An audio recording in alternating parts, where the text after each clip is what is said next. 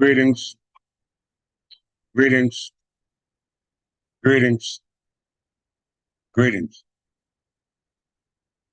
I'm King Clifford Jefferson, descendant of Godfrey, the fifth kind of man, Jew, son of folk, ruler of Jerusalem.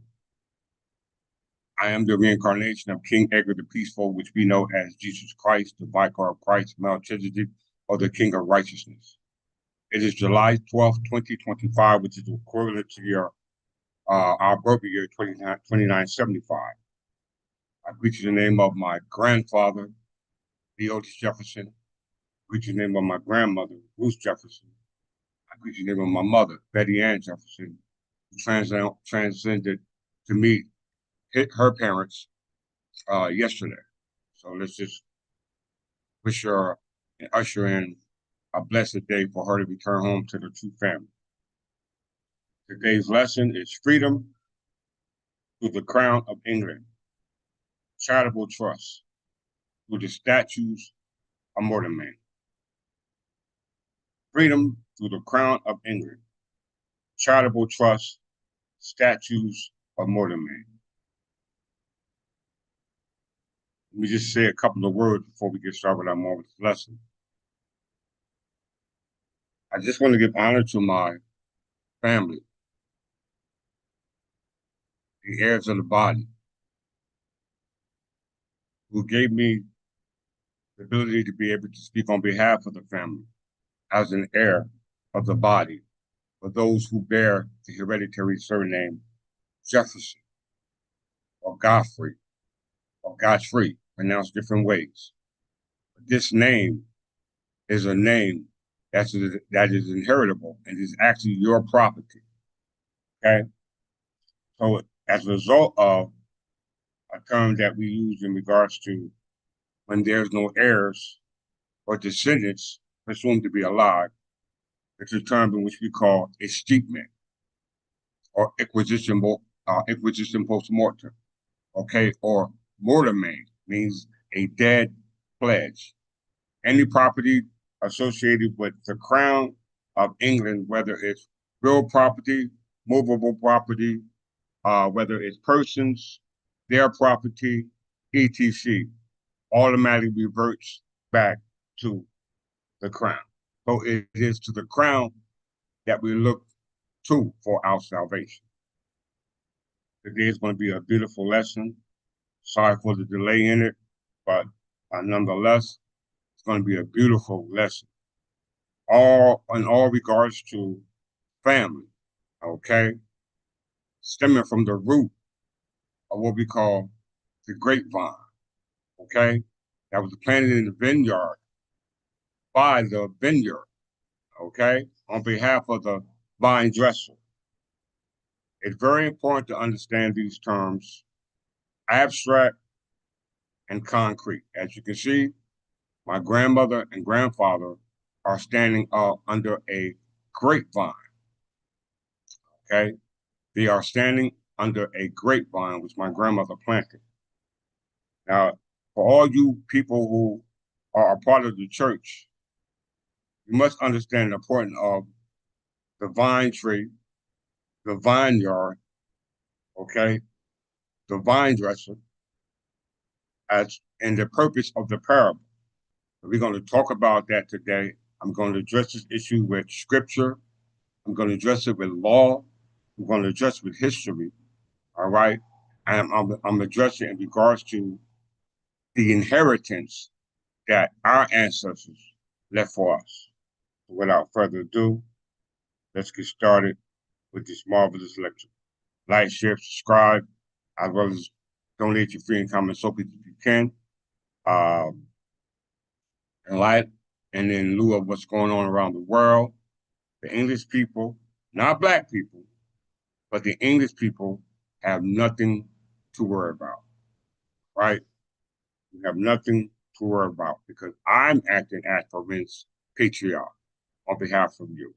Okay, so I'm responsible for all your needs, all your cares, okay?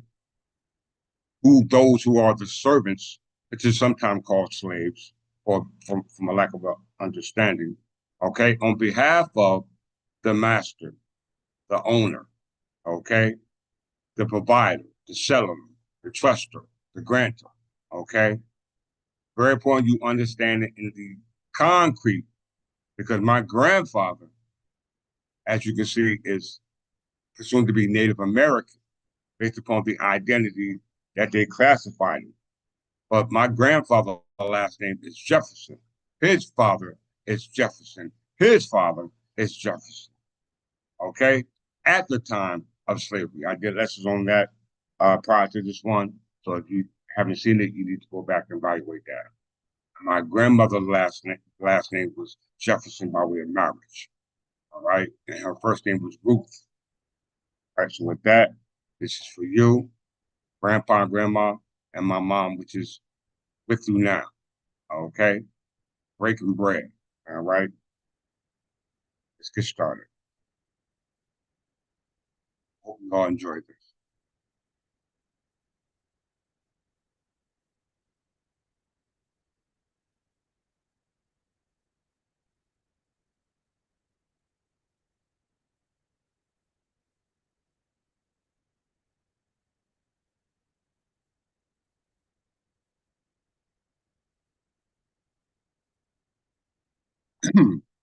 This is a picture of a fine vineyard and a vine tree with grapes.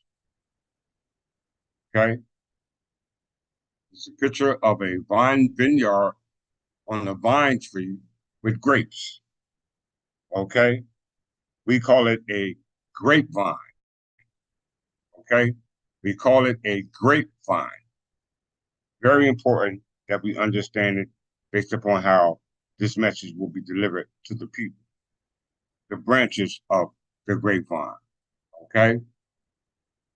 You are the grapes. Okay.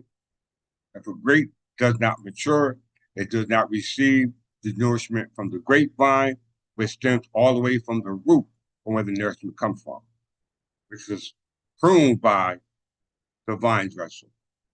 Okay? What we call the husbandman. My grandfather was the husbandman. My grandmother was the wife of the husbandman. Their offspring were the result of those branches which bear fruit. If you're not fruitful, then you will be plucked. If you are fruitful, you will be pruned.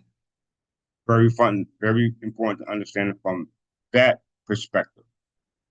Get a clear understanding of how the freedom is going to come through the Crown of England, through the charitable trust that was set up, which is nonprofit versus profit, under the statute of Mortmain, which means a dead pledge.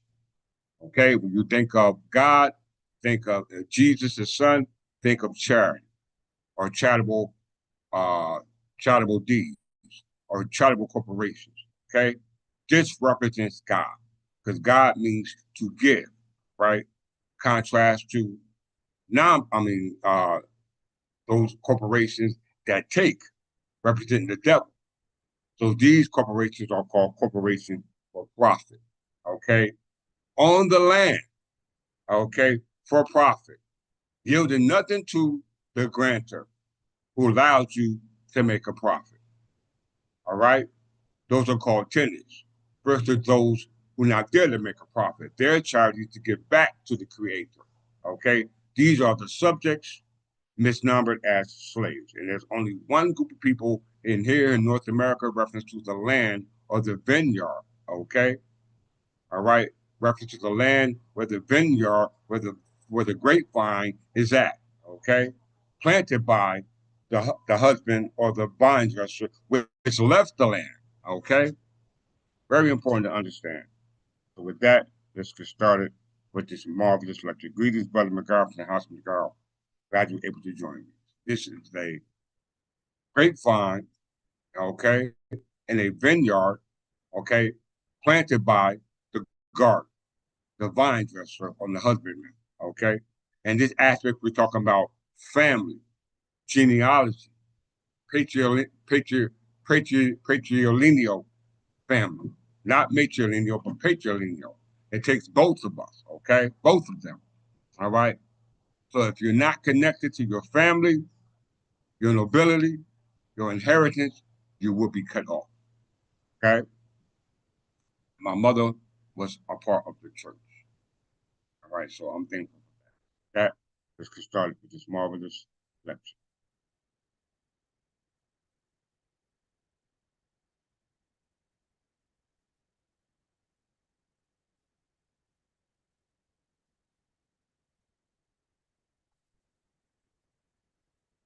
A little bit of reading.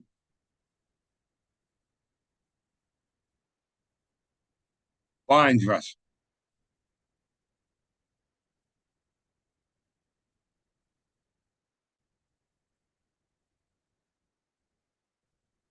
Luke 13:17. Vine dresser.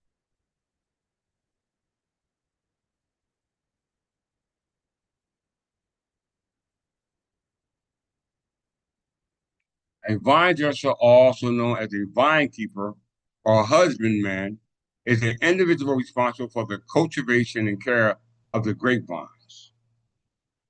This role is significant in biblical times, as vineyards were a common and important agricultural endeavor in ancient Israel. So we're talking about the Israelite based upon the ancient Israelites being cultivators, okay? Taking care of the father's vineyard, okay? Based upon the instructions left by the vine dresser, all right? Very important. The vine dresser duties including planting, pruning, protecting, and harvesting the vines to ensure a fruitful yield.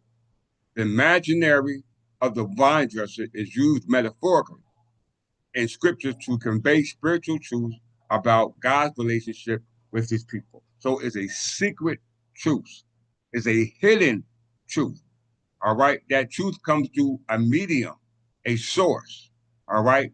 We call it grapevine. You ever heard that song? I heard it through the grapevine. They heard it through the grapevine. Okay. A medium. So let's look at some synonyms for the word grapevine before we go forward.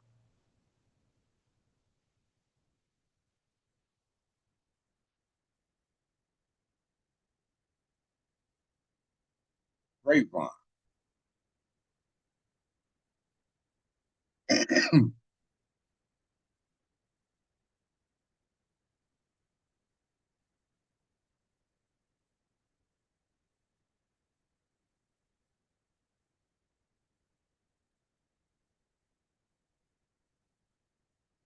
Grapevine.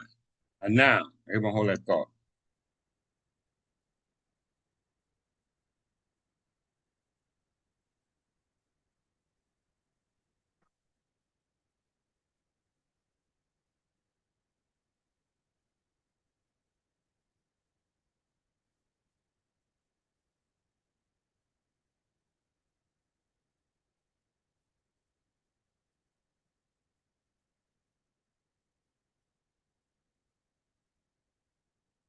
There's 5 people here. You should make yourself known if you're here today in this class.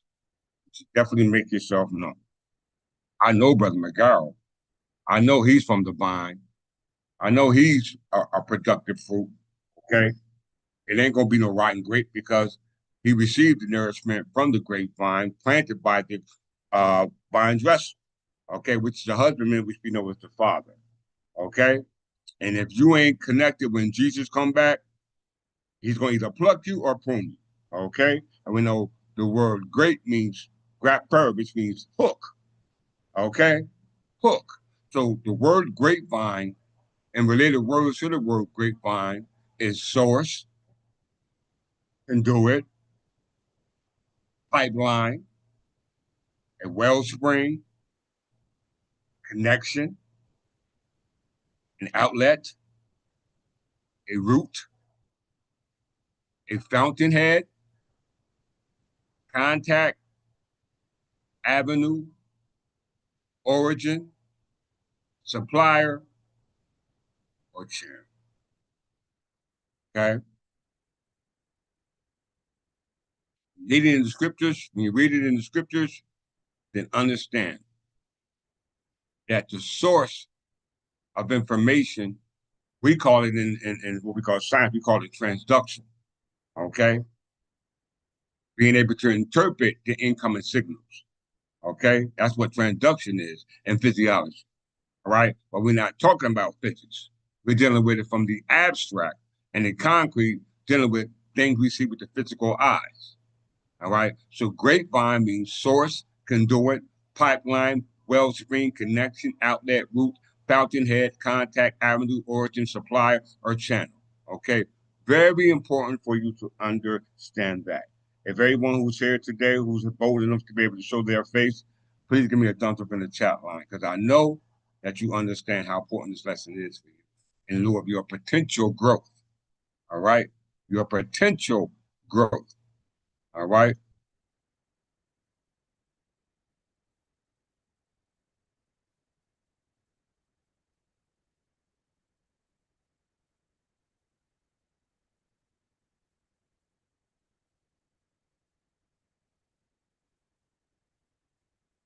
Biblical references.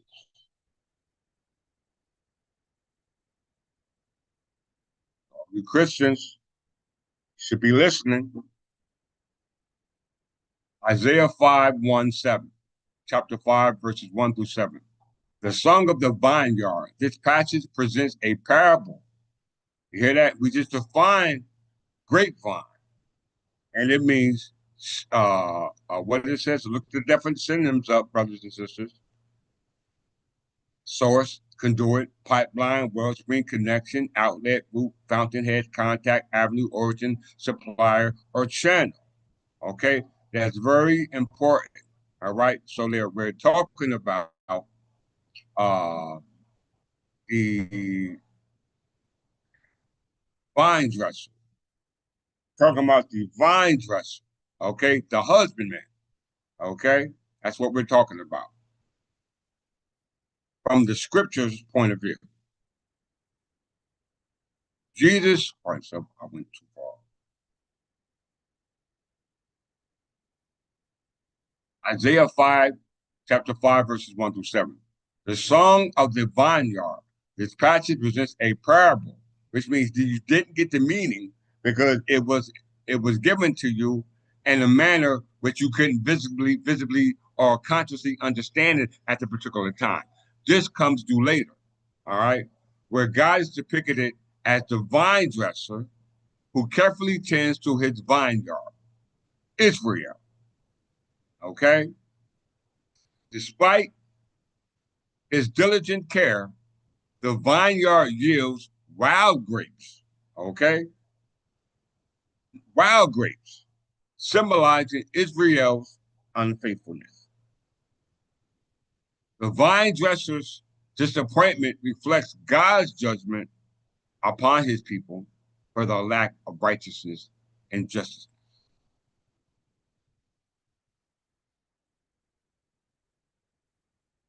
John 15, chapter 1 through 8. Jesus as the true vine. In this testament passage, Jesus declared, I am the true vine. My Father is the vine dresser. Here, the vine dresser is God, the Father, who prunes the branches, the believers, you hear that? To make them more fruitful. This metaphor emphasizes the necessity, the need of abiding in Christ to bear spiritual fruits, highlighting the vine dresser's role in nurturing and disciplining believers for growth and productivity. So I mean the branches are extension from the root, and the root can only be planted in a soil best suitable for its growth. Okay? And that can only be planted by the Father. All right? Believers, brothers and sisters. Point three. Can't repeat myself because I got a lot to talk about. Matthew 21, verse 33 through 41. The parable of the wicked tenants. Jesus tells a parable about a landowner who plants a vineyard and leases it to real estate, leases it to tenant. This is talking about real estate, brothers and sisters. Real estate. And when we say estate, we're not talking about buildings at this time. We're talking about land. Okay? Land. When the landowner sends a servant to collect the fruit, the tenants beat and killed them. Finally, they killed the landowner's son.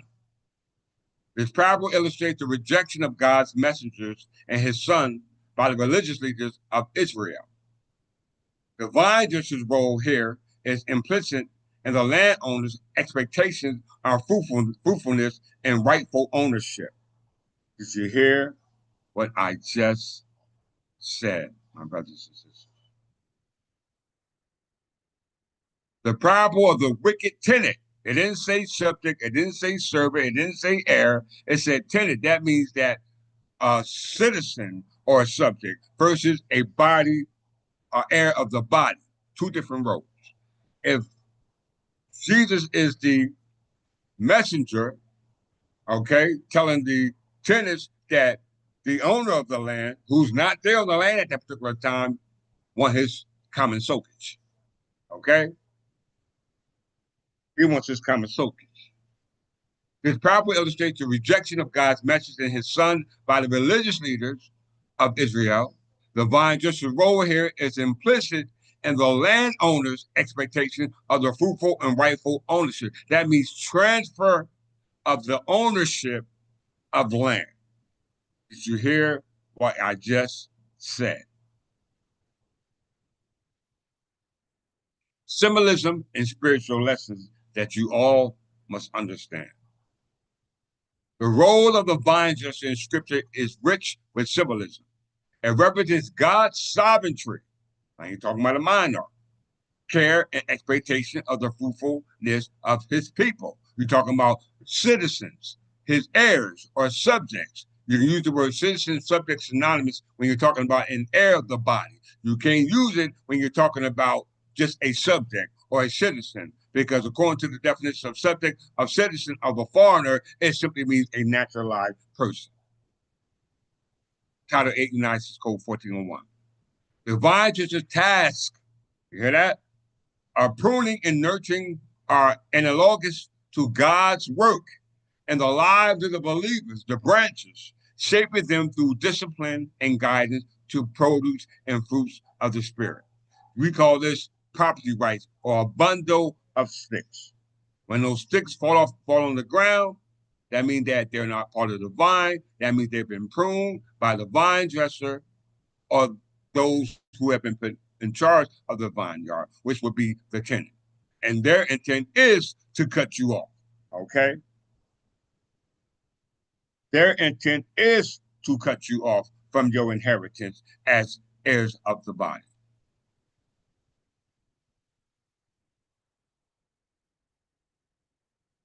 The imaginary imagery of the vine dresser also underscores the importance of remaining connected to Christ, the true vine, just as the believers or branches cannot bear fruit apart from that vine.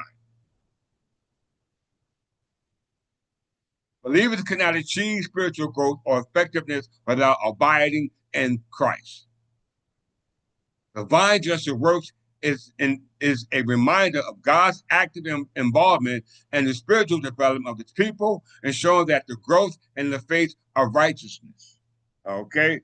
All encompassing the ownership of God's promise of the conveyance of heaven on earth. Okay? Very important. So a lot of us have a hard time staying focused to reading material. Okay? So let's get a little visual from a narrative, from a video to wake some of us up. Okay? Basically giving you a synopsis or a syllabus of what I just said.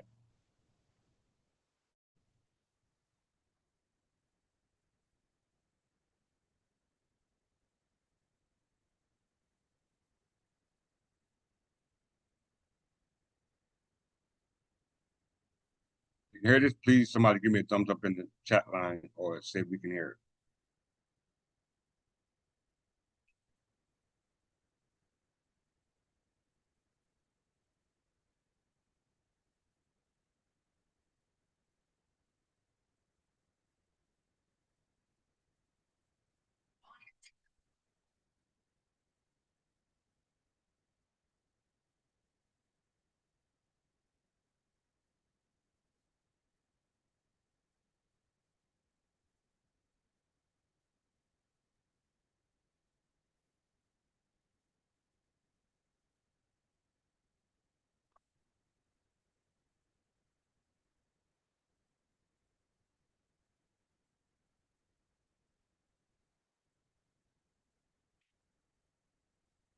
Wrong one. White cell.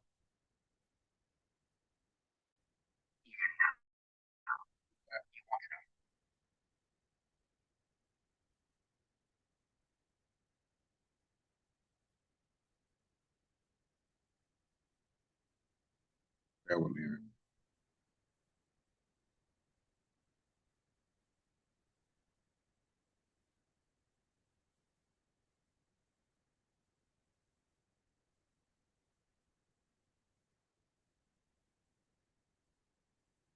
Bear with me.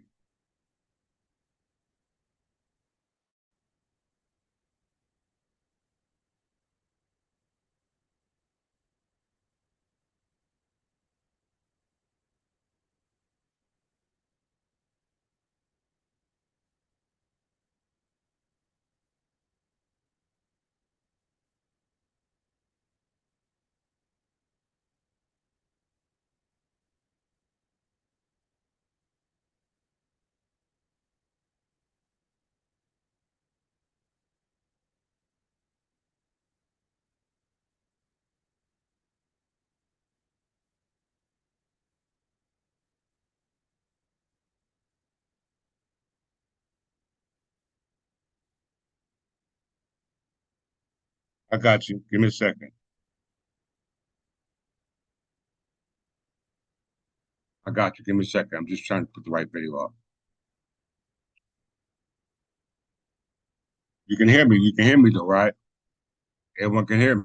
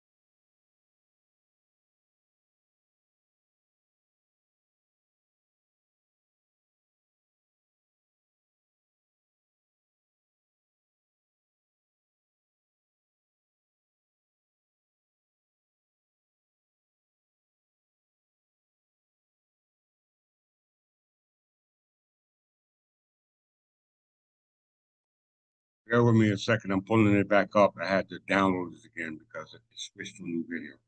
Just give me 1 second.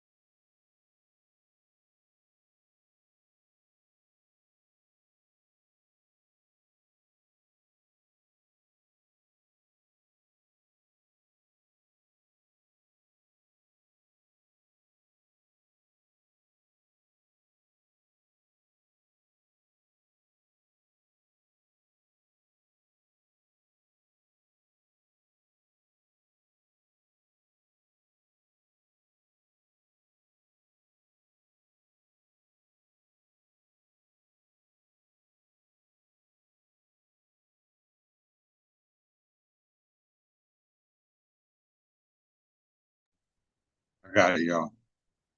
Here we go. And in light of what we just read, listen to the picture, the video, and the message in the video from the person that said Jesus. Okay, all right, and the individual that is shown as Jesus, he hasn't brought that message.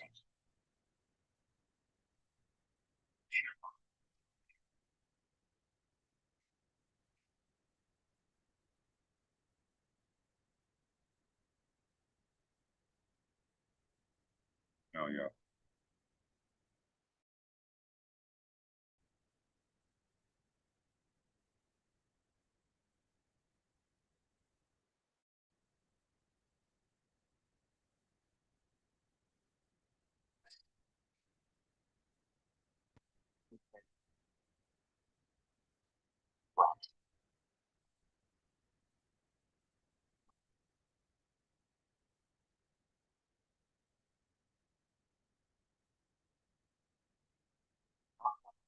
On that back, yo.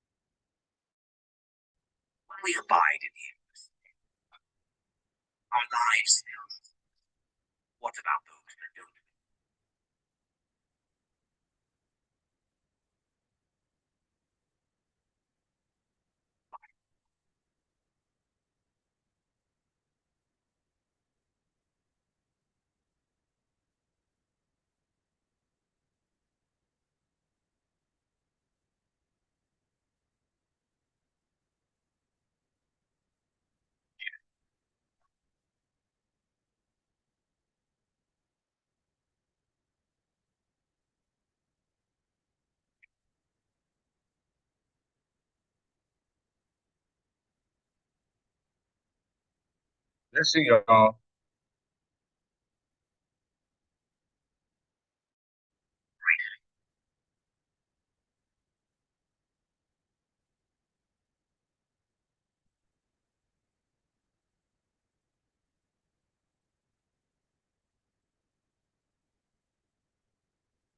Hear the audio?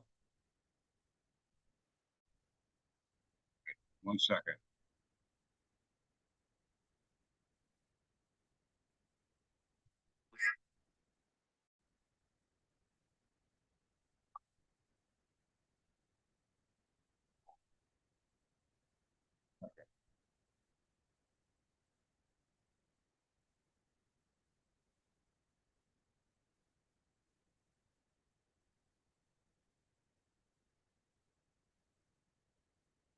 Okay, 1 second.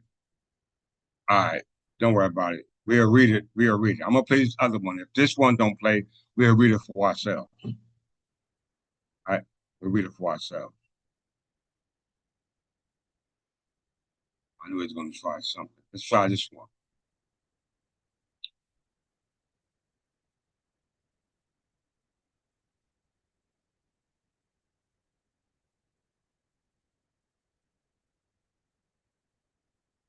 Let me if you can hear this one.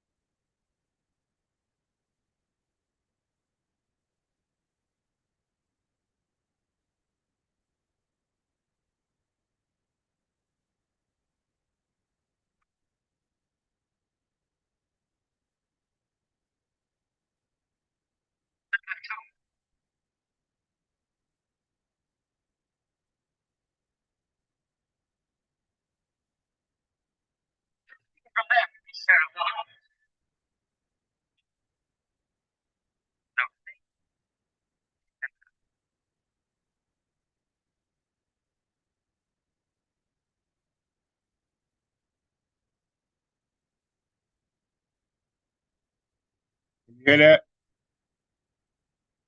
We all hear that.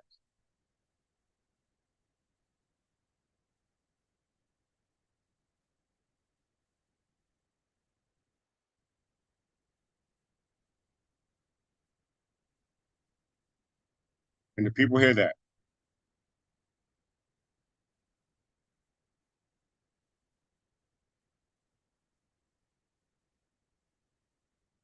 Someone confirm they can hear that.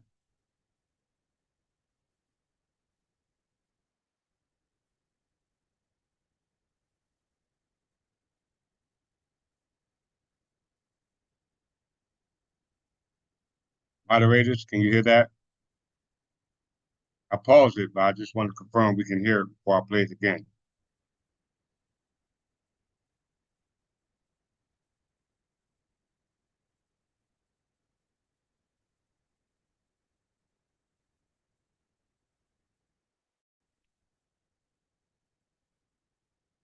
Someone tell me, can we hear that? Be able to hear volume that I just played recently.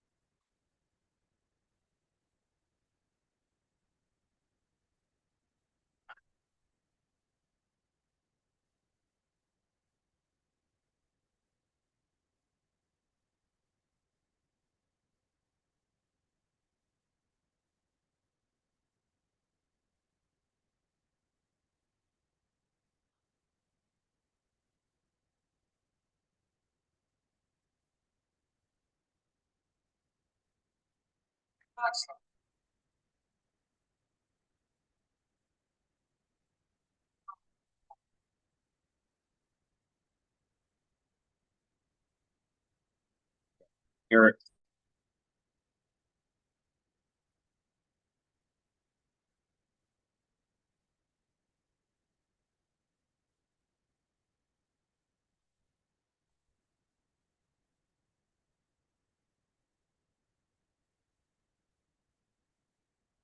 How do I get there?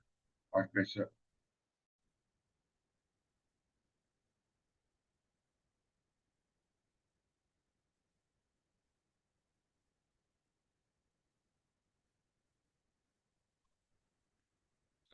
Everyone bear with me. Bear with me.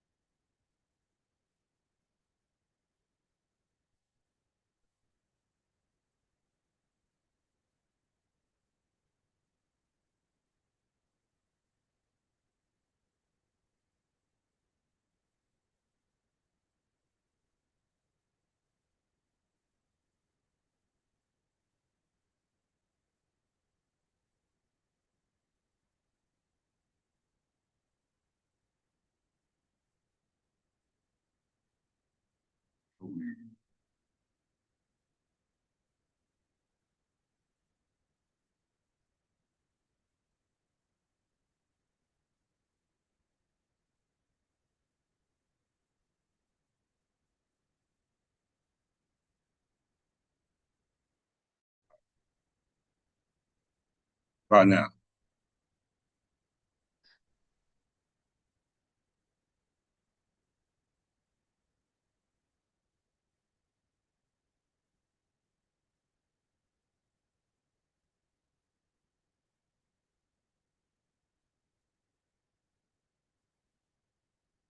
You hear that?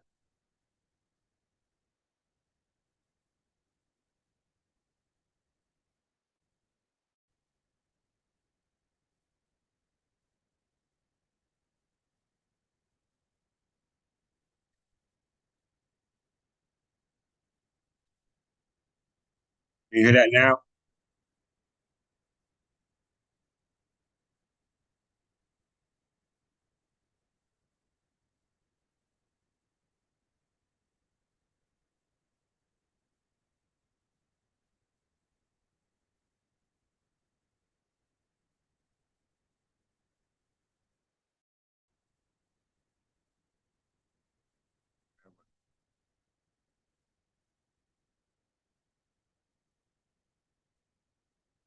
Play it again. Tell me, can you hear?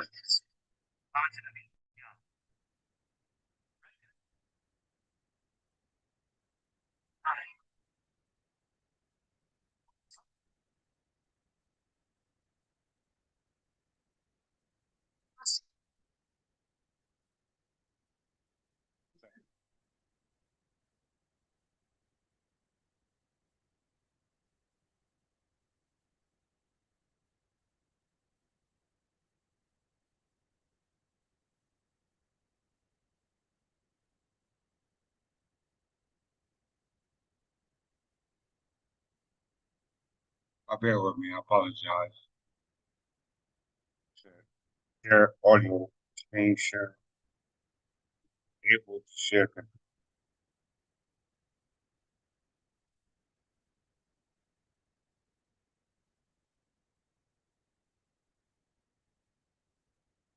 with me.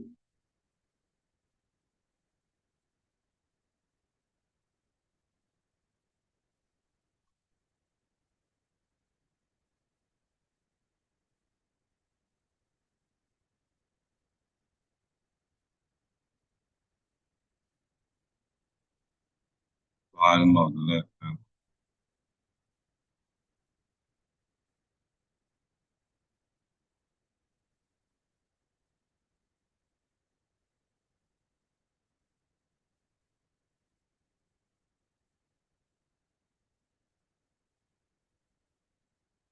Arrow.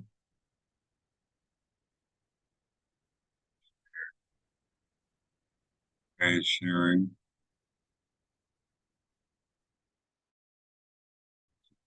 All right, I see the sharing screen. See the sharing screen.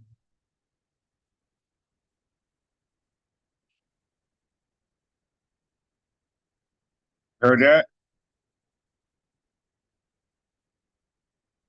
Did y'all hear that?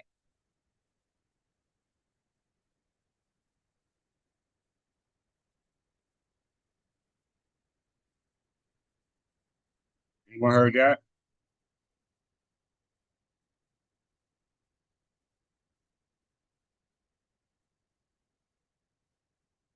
Anyone heard that?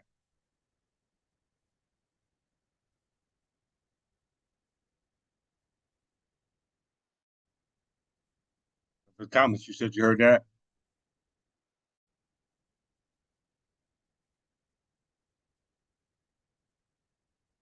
Okay, hold on.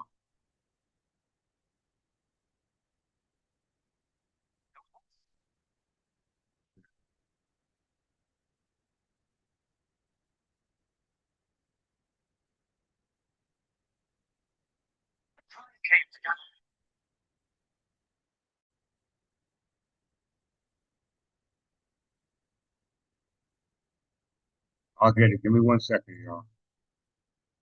Archbishop, is there an arrow pointing up? So you are sharing audios.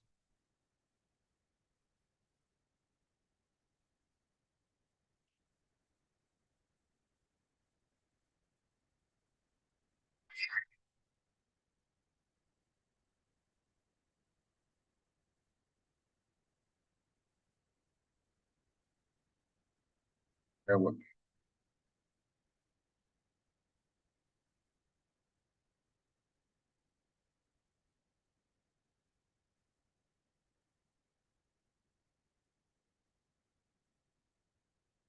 Everyone, bear with me for a second.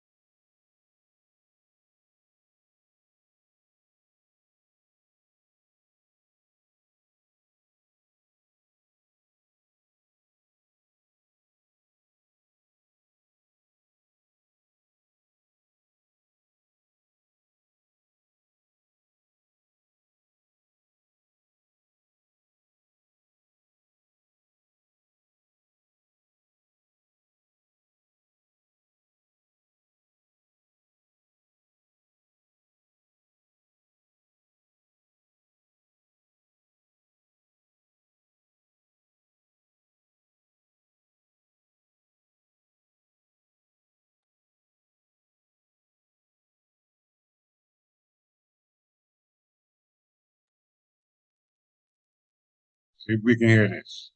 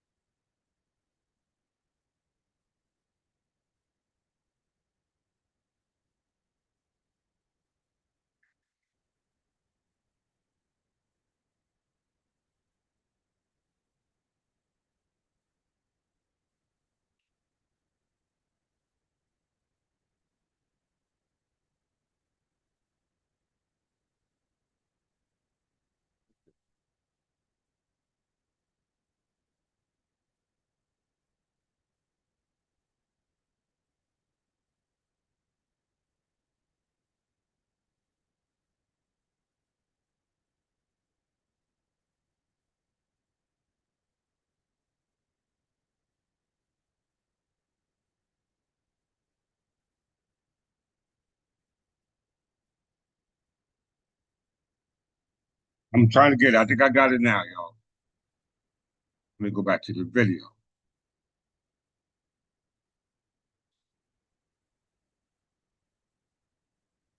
I apologize for the delay.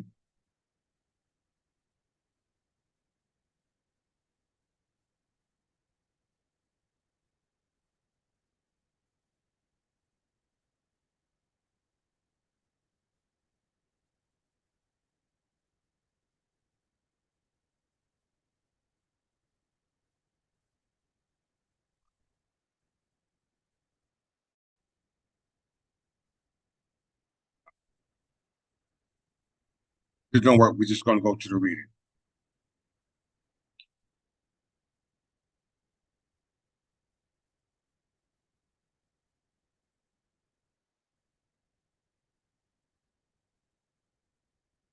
Can you hear this?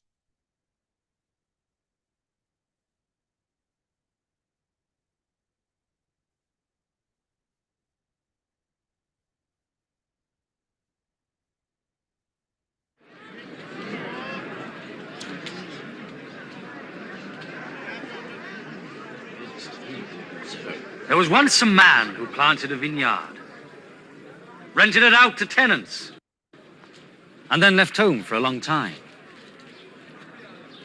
When the time came to gather the grapes, he sent a slave to the tenants to receive from them his share of the harvest. But the tenants beat the slave and sent him back without a thing. So he sent another slave. But the tenants beat him too, treated him shamefully and sent him back without a thing. Okay. Then he sent a third slave. Now, I'm going to play this back. Just in a second. I want to play the other video too. I want to play that one first. All right, give me 1 second. I want to go back to the other video first. I want to play that first. In light of what we already discussed about the vine cluster, the vineyard, the branches, all right, it's very important. Let me just pull that back up and we can get started. I apologize for the inconvenience. They don't want me to get this out to you, but by golly, we're going to get it. All right, we're going to get it. Thank you, Archbishop, for your assistance. Thank you, Brother McGarrell, for their team. All right, our job is to make sure we get this message out. All right, they don't want us to don't want us to get it out, but we're going to get it out.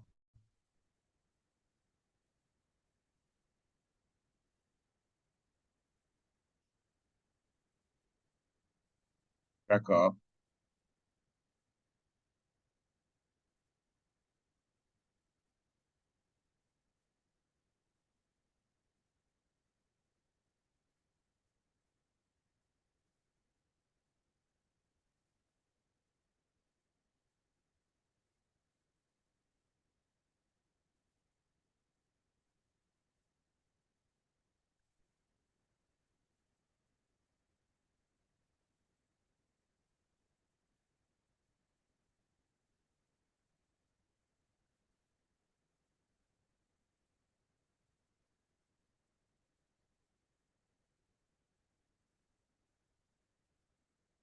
I'm sorry.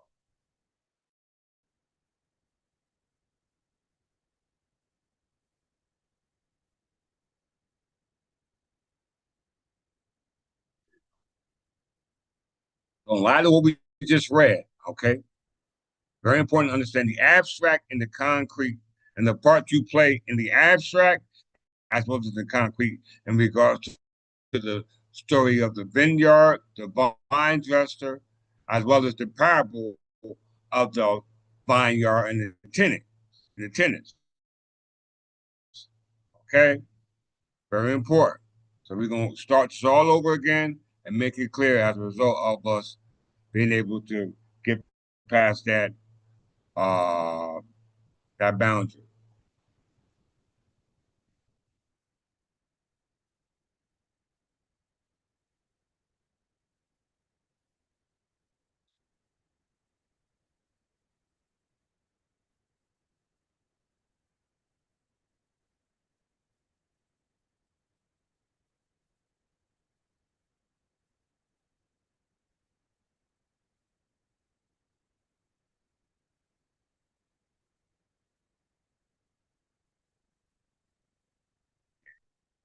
All right, let's do it all over again, brothers and sisters. I'm gonna keep my email up just in case we have another problem.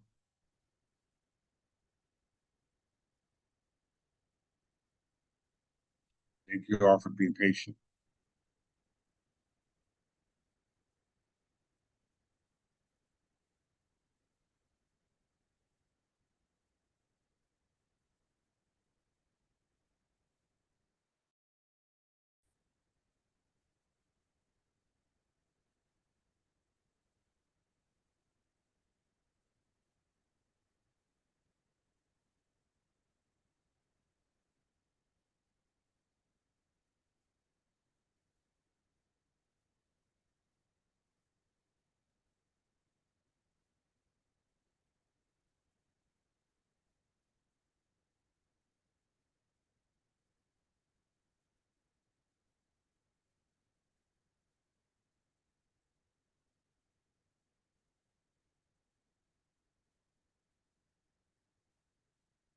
Have patience, especially for the truth.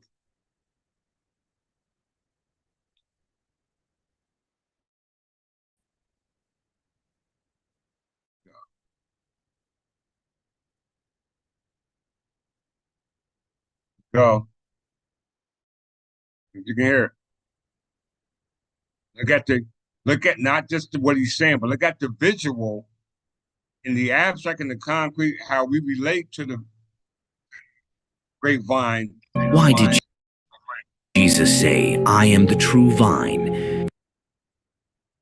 Imagine a vine deeply rooted, every branch alive only if it clings to the source. In John 15:1-2, Jesus is that vine, and we are the branches. A branch separate from the vine, it withers, but connected.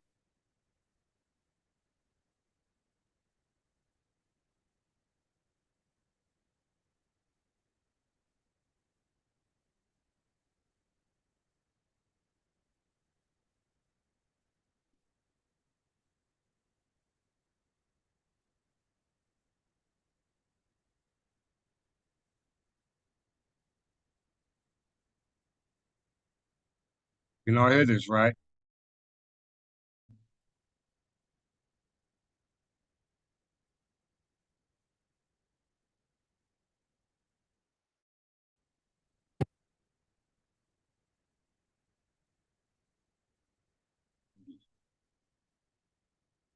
Teacher.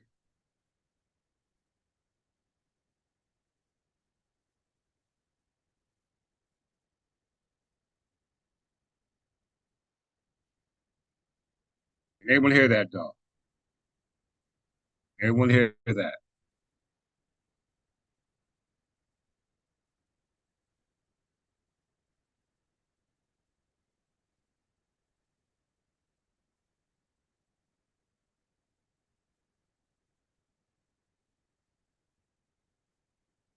Anyone hear this?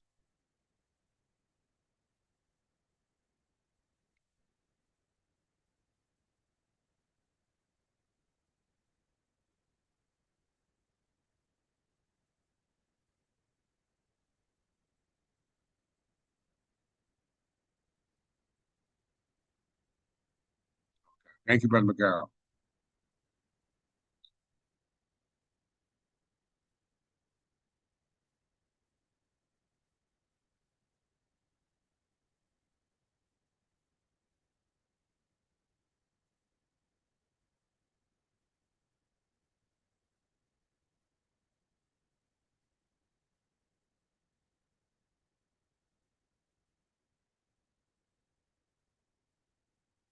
Can you hear this?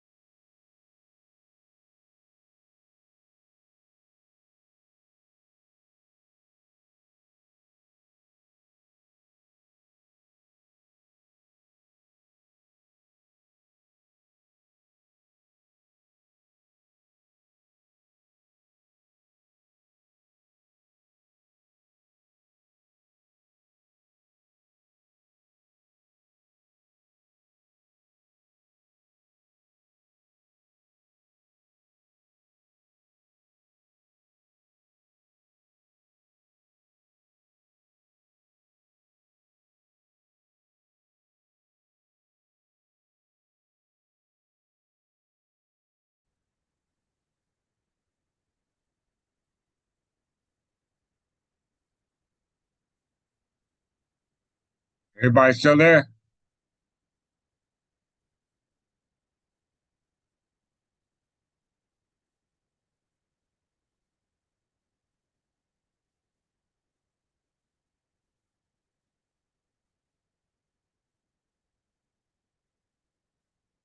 Sorry about that. I don't know what's going on. They don't want me to play this lesson.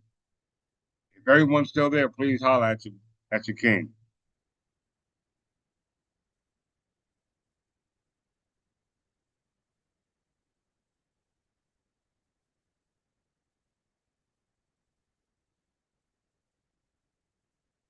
If everyone's still there, please let me know. All right, let's get started. That's nothing but the devil. All right, let's see.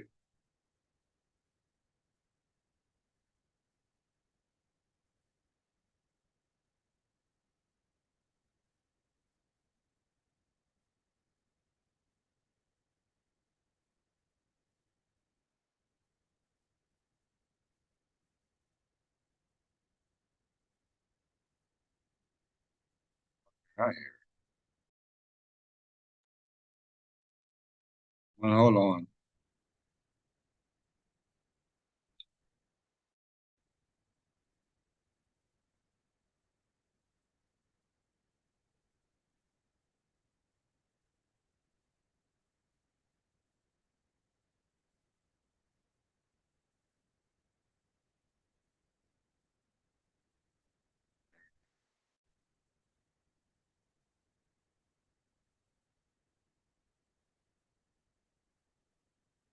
Back here. Apparently something's wrong.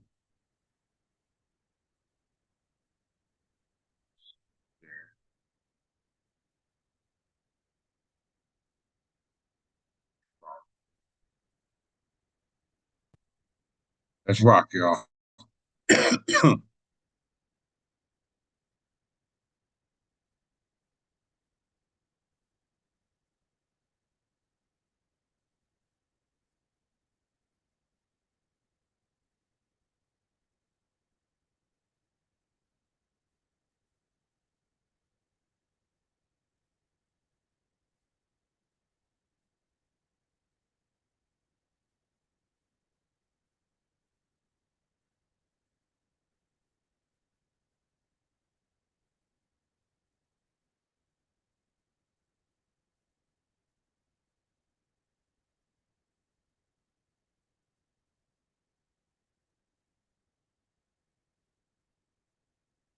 hear it. And I hear it now.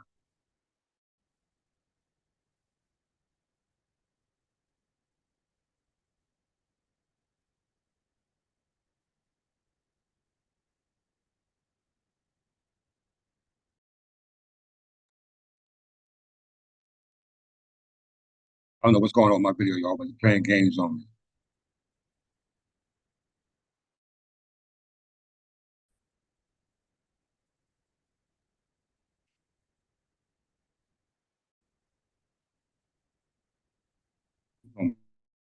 Play it.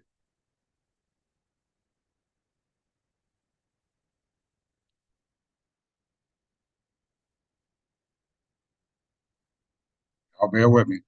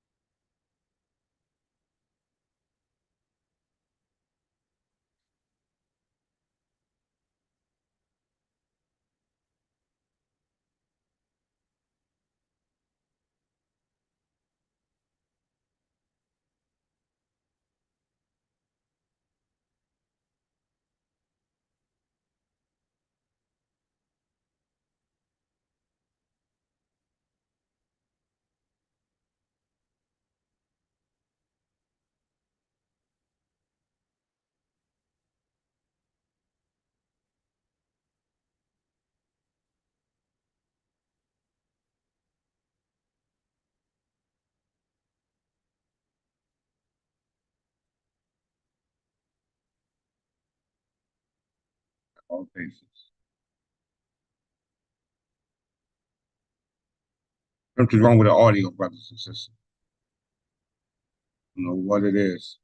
Just fixed it.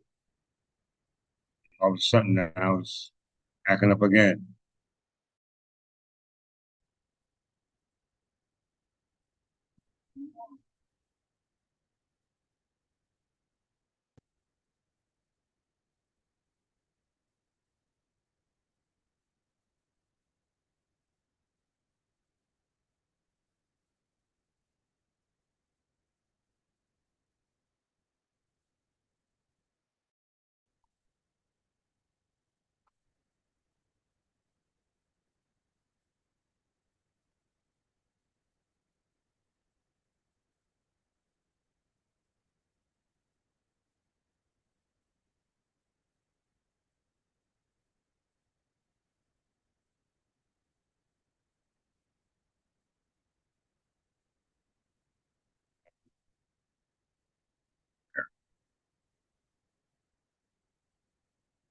Why is it's not playing?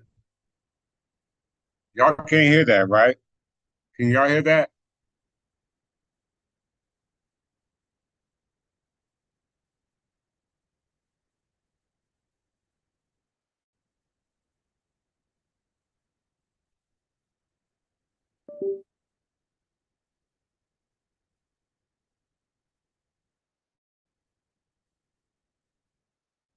No one can hear that.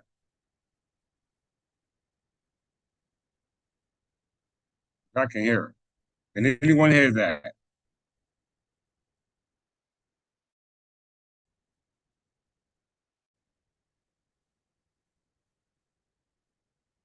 Okay, I apologize. I don't know what's going on, but now all of a sudden now, let's see.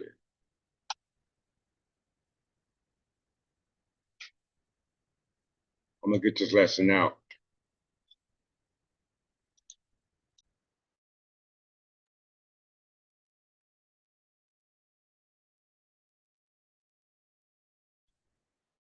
Give me a second. Close this. I understand the Archbishop, no sound. I don't know why it just stopped. Hold on. Okay, let's see. Microphone. Back here. Share.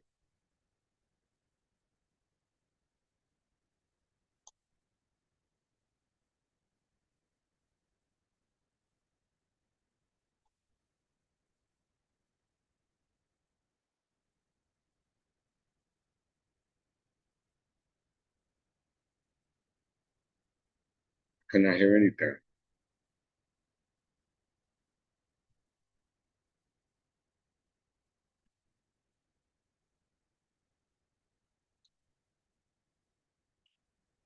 Sound is gone. All right, let me try the other one since this one's not playing. Hold on. Branch separated from the vine, it withers, You hear that? but connected. Why did Jesus say, I am the true vine? Imagine a vine deeply rooted, every branch alive only if it clings to the source. In John 15:1-2, Jesus says he is that vine, and we are the branches.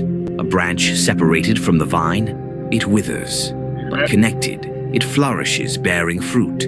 When we abide in him, we're sustained, our souls fed, our lives filled with purpose. But what about those that don't bear fruit? They're cut away, pruned, just as a gardener trims dead growth. This isn't punishment, it's life restored, growth renewed. With every pruning, we grow stronger, more resilient. Our weaknesses. Why did Jesus say, I am the true vine? Imagine a vine deeply rooted, every branch alive only if it clings to the source. In John 15:1-2, Jesus says he is that vine, and we are the branches.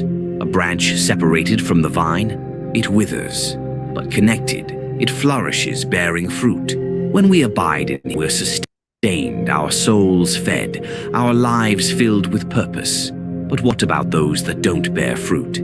They're cut away, pruned, just as a gardener trims dead growth.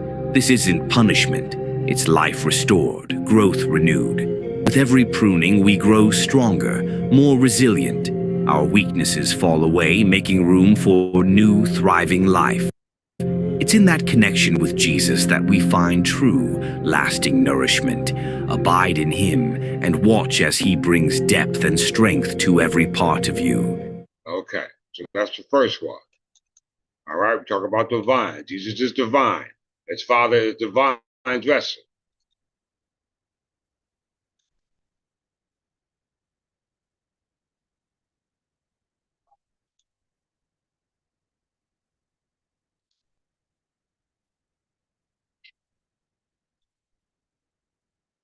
Go to this one.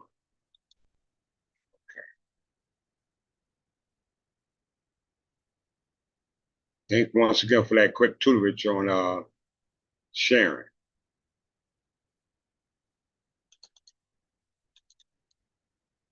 All right, so this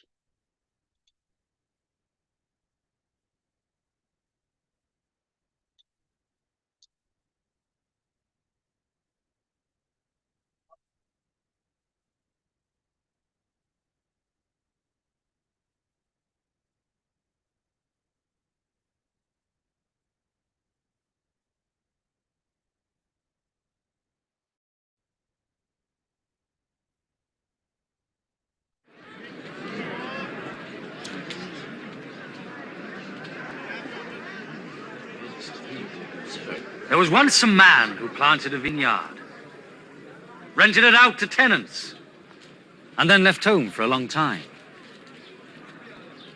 When the time came to gather the grapes, he sent a slave to the tenants to receive from them his share of the harvest. But the tenants beat the slave and sent him back without a thing. So he sent another slave. But the tenants beat him too, treated him shamefully and sent him back without a thing. Then he sent a third slave. But the tenants wounded him too and threw him out. Then the owner of the vineyard said to himself, what shall I do? I will send my own dear son. Surely they will respect him. But when the tenants saw him coming, they said to one another, this is the owner's son. Let's kill him and his property will be ours. y'all hear that? He said, let's kill him and his property will be ours. They're talking about the owner of the vineyard. Listen, who the parties in this place. It says the owner of the vineyard built the vineyard and left us to the care of tenants. They sent a slave to yield the earnings from what the tenants reap from their working on the land of the owner. It said the owner left. It was a man at that. It wasn't God. It was a man. Now, Jesus is explaining the parable of the grapevine All right. And apparently the servants or the subjects are the heirs of the body of Jesus as a result of he didn't tell another tenant to go seek the earnings. All right. He sent a slave. Okay, so the slave must have not been in a bad position at that particular time. Let's read what the scriptures say before we go back to the video. All right.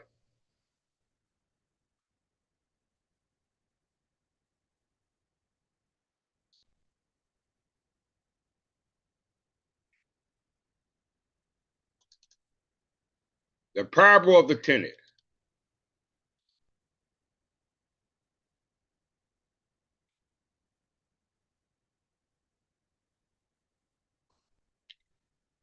You got the visual, and now you got a picture. The actual scripture. The parable of the tenant. Listen to another parable. There was a landowner who planted a vineyard. He put a wall around it and dug a wine press in it and built a watchtower. Now, Lila was already said about Jesus being the vine, and we are branches of that vine.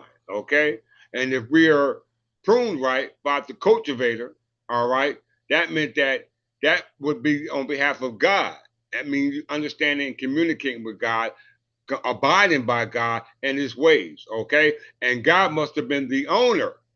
Okay, the vine dresser who built all of this. All right, and put it in a place. Apparently, we're talking about property. Can everyone agree with that? We're talking about property, which was left in the care of tenants. All right. He put a wall around it, dug a wine press in it, and built a watchtower. Then he rented the vineyard to some farmers and moved to another place. That meant that the owner, this would be God. All right. If Jesus is divine, all right, we know that the vine dresser would be God, the husbandman. Okay. And he dressed Jesus, meaning that he relayed the information that Jesus spoke in parables to the people that they couldn't understand. Why? Because they was not from that grapevine. Because we know grapevine means medium, conduit. What was the other synonym for it? What was it? Source, conduit, pipeline, wellspring, connection, outlet, route, fountainhead, contact, avenue, origin, supplanter, and channel. This is the reason for uh, the Underground Railroads and all those things having to do with the emancipation or the freedom of slaves. Okay, those who want a crusade or on the conquest to get back home. All right, very important for you to understand that. Let's go back to Matthew 21:33.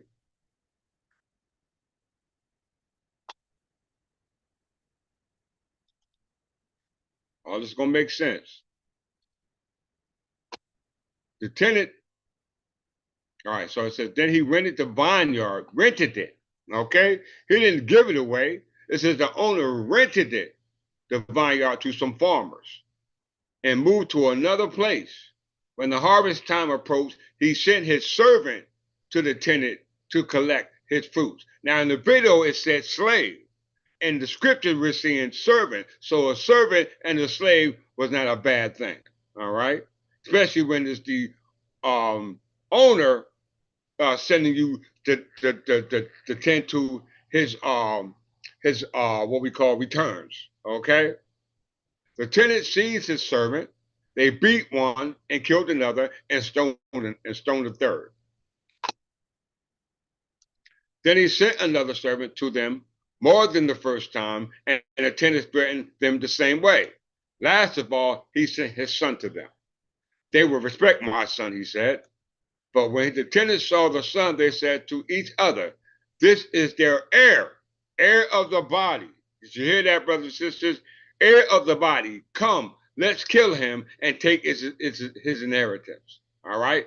So they took him and threw him out of the vineyard and killed him. So they moved him from the territory, from the landmass where the vineyard was at. Okay? And that Jesus was the are part of the root in the tree that we are sprung forth, and we have the instructions, we have the belief, we have the obligation to adhere to whatever it is he said, based upon our obligation to make sure that whoever's tilling this land is going to give just due. All right? Therefore, when the owner of the vineyard comes, what will he do to those tenants who didn't give due honest, free, and common soul to the servants or the slaves who were heirs of the body of the so-called owner of the land who left it unattended? Okay? He will bring those wretched to wretched end, they replied, and he will rent the vineyards to the other tenant who will give to him his share of the crops at harvest time. Okay? Let's talk about landlords and tenants, or tenants in chief. These are the ones who are obligated to look after the king's heir until the beneficiaries, the king's bodies, heirs of the body, come into their understanding of who it is. It was a secret. All right? It was a secret. All right? Jesus said to them, have you never read in the scriptures, the stone builder you rejected has become the cornerstone. The Lord has done this and is marvelous in his eyes. Therefore, I tell you that the kingdom of God will be taken away from you and given to a people who will produce its fruit. Anyone who falls on, yes, grapes are fruits.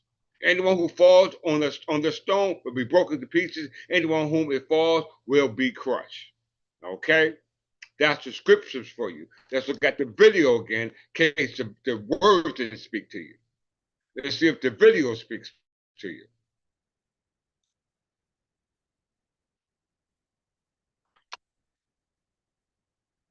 Everything being looked at in the concrete and versus abstract. But when you read it from the biblical text, you're lost in the sauce.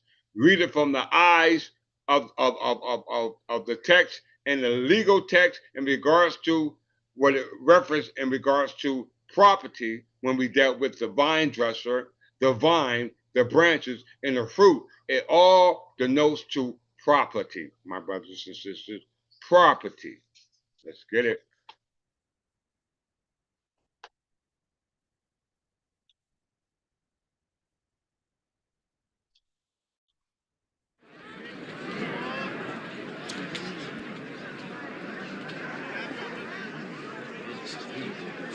There was once a man who planted a vineyard, rented it out to tenants, and then left home for a long time. When the time came to gather the grapes, he sent a slave to the tenants to receive from them his share of the harvest. But the tenants beat the slave and sent him back without a thing. So he sent another slave. But the tenants beat him too, treated him shamefully, and sent him back without a thing. Then he sent a third slave. But the tenants wounded him too and threw him out. Those are slaves. Then the owner of the vineyard said to himself, what shall I do? I will send my own dear son. Surely they will respect him. But when the tenants saw him coming, they said to one another, this is the owner's son. Let's kill him and his property will be ours. All the people in this picture are immigrants. All right, they're not slaves. All right, they're not servants. These are the ones that were giving a fee based upon the landlord or the tenants in chief through a process that we call subinfeudation. Subinfeudation. All right, listen on. What happened? Tell us more. So they threw him out of the vineyard and killed him. What then will the owner of the vineyard do to those tenants? He will come and kill those men and give the vineyard over to other tenants. What then does this scripture mean? The stone which the builders rejected as worthless turned out to be the most important of all. Everyone who falls on that stone will be cut to pieces. And if that stone falls on someone, it will crush him to dust. Okay? That's the scripture we're talking about, all right? And going back to our narrative or our cue, which we took it from. All right, let's go back here.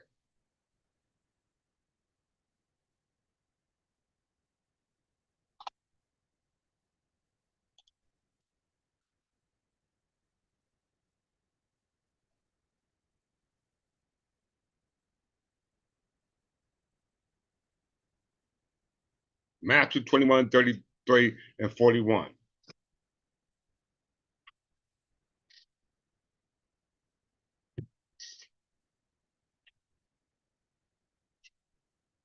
The parable of the wicked tenant.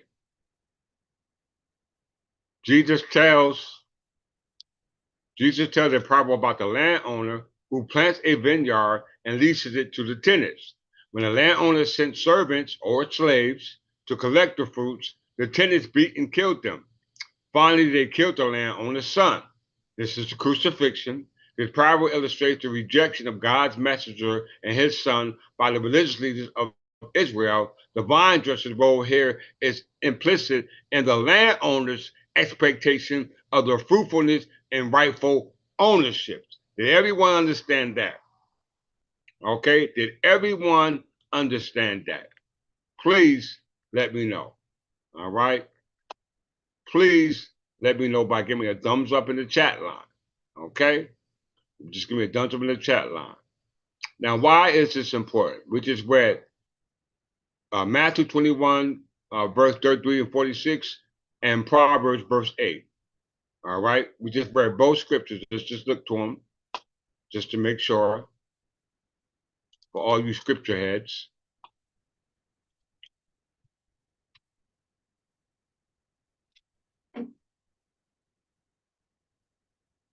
All right, parable of the tenant in the vineyard, as well as Proverbs. Okay, verse 8. Let's look at Proverbs verse 8. I don't think we've been there yet. Let's look at that real quick.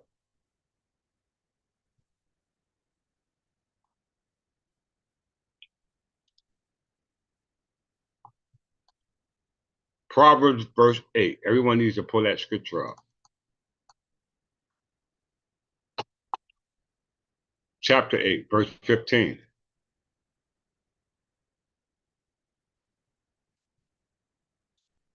We're going to go to verse 8. I'll try to start from the beginning. Wisdom calls. Does not wisdom call out? Does not understanding raise her voice? At the highest point along the way, where the paths meet, she takes her stand. Beside the gate leading into the city, at the entrance she cries out, "To you, O people, I call out. I raise my voice to all mankind. You who are simple, gain prudence. You who are foolish, set your hearts on it. Listen, for I have trustworthy things to say. I have opened,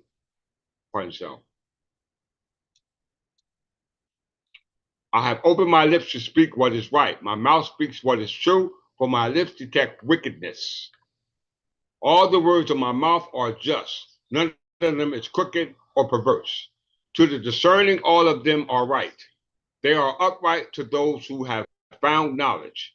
Choose my instructions instead of silver, knowledge rather than choice gold. For wisdom is more precious than rubies, and nothing you desire can compare with it.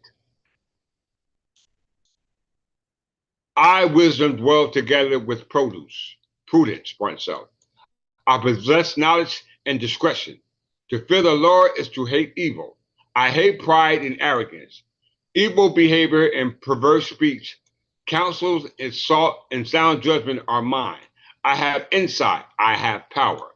By me, kings reign, and rulers issue decrees that are just. By me, princes govern, and nobles are whom rule the earth. I love those who love me, and those who seek me, find me. Very, very important. Then we come to Deuteronomy 17, 8 through 9.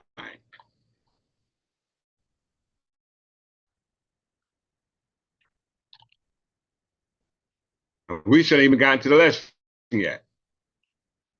We ain't even gotten to the lesson yet.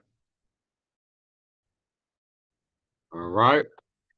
So we see that what we just read, based upon the vine dresser, the vine, and the branches which are planted in the earth, is our obligation as the caretakers of the earth to make sure that we are administering the nurturing, the prosperous, the industriousness of what it is that was given to us.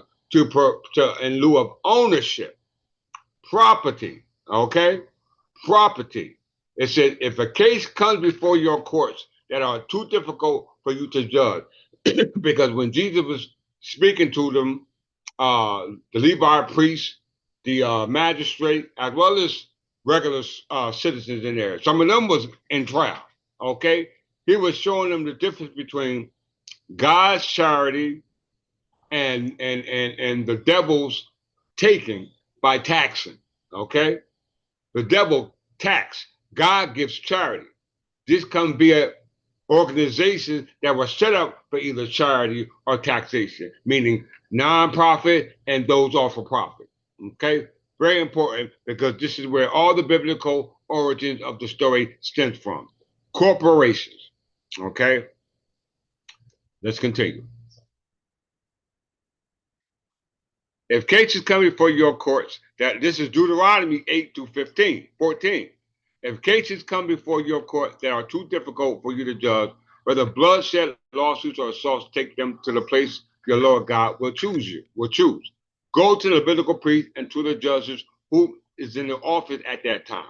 Inquire of them, and they will give you the verdict. If we've seen the issue in regards to the vineyard that the owner had, which was taken over by tenants, which were conveyed by the owner to the tenants based upon some type of contractual agreement, i.e. a charter. The only place you can go is where a court of law, whether God ordained for the issue to be resolved, and that's a court of equity or court of chancery. Under God's authority that was in those courts, this would be the chancellor, the attorney general, or the king himself by his signed manual. You must act according to the decision they give you at the place the Lord will choose. This is due process of law. Because the Lord Chancellor is the one who deals with equity, and then you got those who appeal matters of equity. This will be the appellate court, and then if that fails, then you have the Supreme Court, okay? It said, be careful to do everything they instruct you to do. Act according to whatever they teach you and the decision they give you. Do not turn aside from what they tell you to the right or to the left. Stay course. Anyone who shows contempt for the judge or for the priest who stand ministering there to the Lord your God is to be put to death by what? That stone.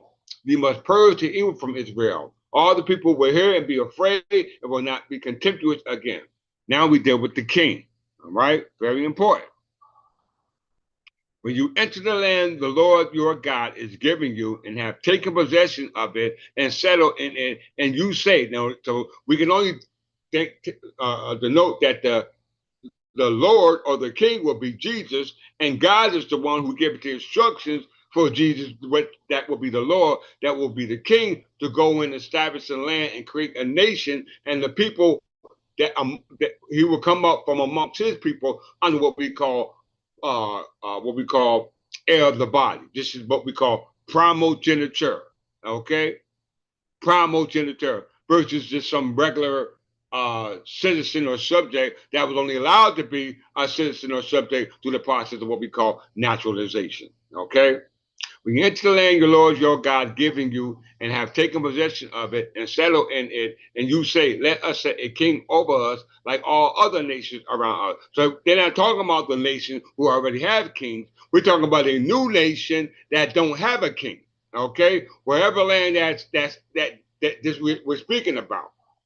And then it said, be sure to appoint over you a king the Lord your God chooses. So whoever this king is going to be Jesus, the one who is divine, where the branches where you consist of, and you are to be fruitful by complying to the vine, i.e. the branches where you stem from, based upon the instructions that's rooted in you within the heart, within your consciousness, within your psyche. Do not place a foreigner over you that will replace that understanding that should be in your psyche. Because anything the body does, mind does, the body will follow. Do not place a foreigner over you who is not an Israelite. The king, moreover, must not acquire great numbers of horses for himself or make the people return to Egypt to get more of them. For the Lord has told you, you are not to go back that way again. He must not take many wives, or his heart will be led astray. He must not accumulate large amounts of silvers or gold. Okay, so here we have the instructions from Deuteronomy, from John, from Matthew in regards to the instruction from the vine dresser about land that was tendered by way of what we call a fief to the tenants who are in charge to oversee the land until the heirs come up to their understanding of what we call the age to be able to receive their inheritance, which is what we call primogeniture, your birthright. Okay? But if you don't want to be an heir, that means that there are no heirs, and the only person that it can escheat to is the king, which is the situation you're in right now. Why? Because Jesus just told you the tenants don't want to give it back because the tenants now said that ain't no English heirs, which are actually Israelites, according to the story, to actually convey the land back to, based upon what we call what? Operation of law. Okay? Operation of law. So just look into a better understanding of what we're talking about and be able to break down this parable that Jesus was talking about the tenants, okay? About the tenants who did not want to give the land back to the servants or slaves who was apparently heirs to not just the vine, because Jesus represents the vine. He wasn't the vine dresser, he was the vine. We're the branches. How we know it? Let's just go back to the video again and look at it again.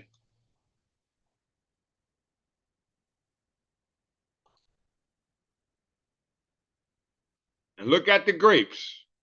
When you see the grapes, you're going to see people in the grapes. Why did Jesus say, I am the true vine? Imagine a vine deeply rooted, every branch alive only if it clings to the source. In John 15, 1-2, Jesus says he is that vine, and we are the branch. There you go. All right, branches, and the fruit is a result of the branches being properly pruned by the vine dresser. Okay? All right, the vine dresser leaves instructions for those who are the tiller land. These are called tenants in chief or landlord or lord over the land. Okay? Very, very, very, very important. So there's a message that the landlord or the tenants in chief who are overseeing the land did not tell those who were supposed to inherit the land, which were the slaves or the subjects. Okay? So it was important to keep what it is that they didn't want us to know a secret. So God and the Jesus, i.e. the vine dresser, and the vine had to convey a secret message through the grapevine. Okay? It's up to you to hear it. That was the source, that was the conduit, that was the pipeline, that was the wellspring, the connection, the outlet, the root, the fountainhead, the point of contact, the avenue, the origin, the supplier, the channel, which none of you are connected to. All right? None of you are connected to. Very important. That brings us here. Tenant in chief. Because Jesus explained the parable about the tenant in chief. So let's explain the parable. So everybody can understand it. Now, this is my grandfather, Leotis Jefferson, and this is my grandmother, Ruth Jefferson, and they're standing under the vine tree or the grapevine, okay? All right? And I'm a branch of that vine, okay? I'm a result of those branches properly nurtured, okay? Very important. The history of tenant in chief, okay? The ones who the owner left in place. Does that make sense to everyone? Please give me a thumbs up in the chat line if this makes sense. All right? Jesus was dealing with real estate, property, ownership. You cannot deal or address that issue in the abstract sense. Okay? It always will have a cloud on the table because your head is in the clouds. Okay? He didn't say inherit the clouds, he said inherit the land. Okay? So in most countries, a allodial property can be held by lay people. Keep that word in mind. Y'all stay awake. Or the Christian church. However, in the Kingdom of England, after the Norman conquest, the king became, in law, the sole lord paramount and only holder of land by a allodial title. Thus, all the lands in England became the property of the crown. A tenure by Franklin Moore, which its other countries were regarded as a former privilege of allodial holding, was in England regarded as a feudal tenement. Okay? Every landholding was deemed to be feudal custom to be no more than an estate in land, whether directly or indirectly held of the king. We see it in the parable, the vine dresser, i.e., the owner. Okay? Anything on that land, anything that prospers from that land belongs to the owner. Okay? Whoever he gets to oversee that land is called the tenant. You are not the owner. Absolute title in land can only be held by king himself. The most anyone else could hold was a right over land, not a title in the land per se. In England, a tenant in chief could enfeoff, which means to convey, or grant fiefs carved out of their own holdings to his own followers. That's where the confusion comes in. The creation of these sub-fiefs, i.e. sub-tenant or sub-leasing, under a tenant-in-chief or other fief holder was also known as what? Subinfeudation. Okay? Subinfeudation. All this is common law denotations. Okay? A tenant-in-chief is those who, as they said, held their fief by way of the king, then carved out new estates based upon their fief for those who held it based upon their landlord. This is where the word landlord comes from. Let's look at it, brothers and sisters. Let's look at it. Landlord.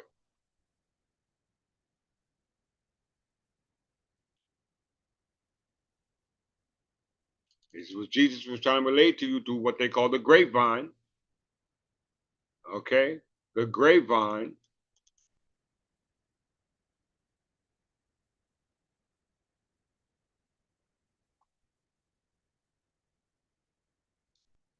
Concept of landlord can be traced to the feudal system of manualism and signalism, where landed estates were owned by lords of the manors, i.e. manage lords, which are nothing more than knights on a crusade. You got the good grapes, you got the bad grapes. The good grapes are the English knights, and the bad grapes are the ripe, or what they call the tarnished grapes, or whatever term they use, are the feudal knights. Okay, during the High Middle Ages, they held their fief through what? Subinfeudation. Okay, what is subinfeudation? Because the parable of the tenants was a result of what the tenants was doing as a result of subinfeudation. Apparently, the landowner, who was the owner who allowed the tenants, told him you could not subinfeudate the land. Okay, this you could not do. So let's look at the law passed to prevent what Jesus was telling them not to do. Okay, in regards to not just the land, not just the instruction, but the instructions given them when they were tilling the land to give homage, free and common tokens to the owner who was not there at that particular time. But nonetheless, it was still the owner's land. Okay? Very, very important. The laws passed to prevent alienating, subleasing, subtenanting, etc. was quid impetuous.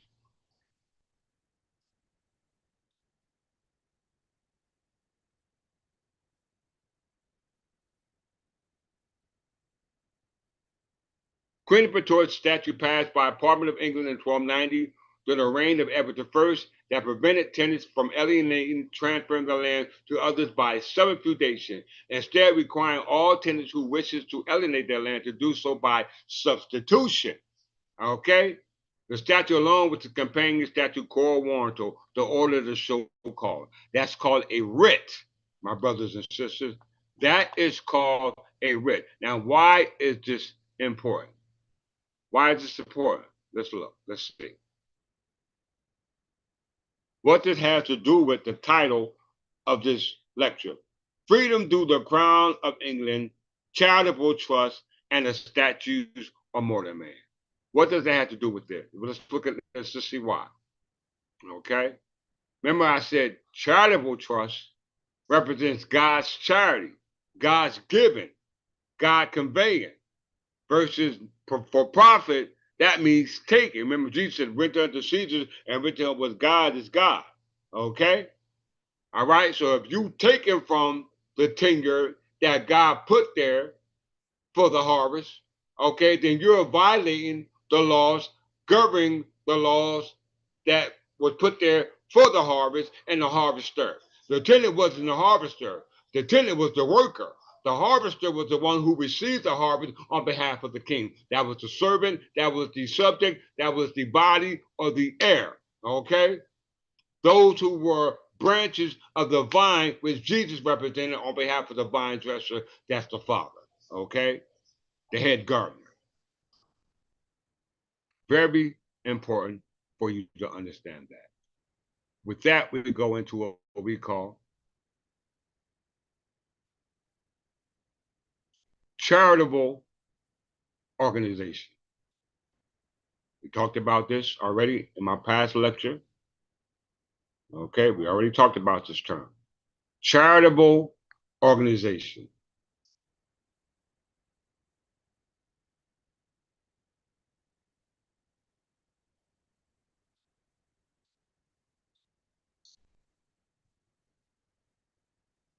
All right. When you're talking about charity, non-for-profit, this is God's doing. Okay? This is God's work. This is our obligation to preserve not just the earth, but everything that springs forth from the earth. And it's our obligation to be educated on how to do this and how to give honor to it by way of giving homage. Okay? And this is the public interest that each and every citizen, subject, heir of the body is obligated to do. Okay? Charitable organization or charity is the organization whose primary objective are philanthropy and social well-being. That means to education, religion, and other activities servicing the public interest or the common good. I hope everyone understands that. For that, you must be a non-profit organization. And there's a difference between a true nonprofit organization and a false nonprofit organization, because the majority of nonprofit organizations out there are false. Okay, they are false.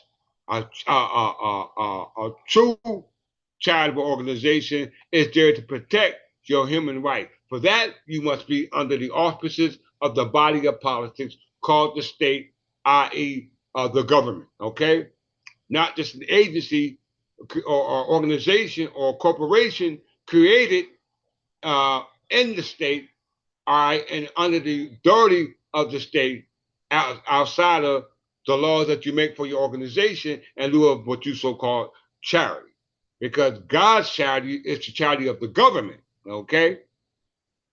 All right, so anything that springs from that tree, whether it's a branch, whether it's a fruit, etc., if it's not getting the instruction from the one who's pruner, the one who be able to take care of the tree, if you're not, if it's not based upon his instructions for how the tree is to survive, then best believe those instructions will change. All right. So a charity organization, as we see, is based upon religious, public, charity. What else is said? Well-being, public interest, and common good. Where does the origin of them stem from? Before we move further, history.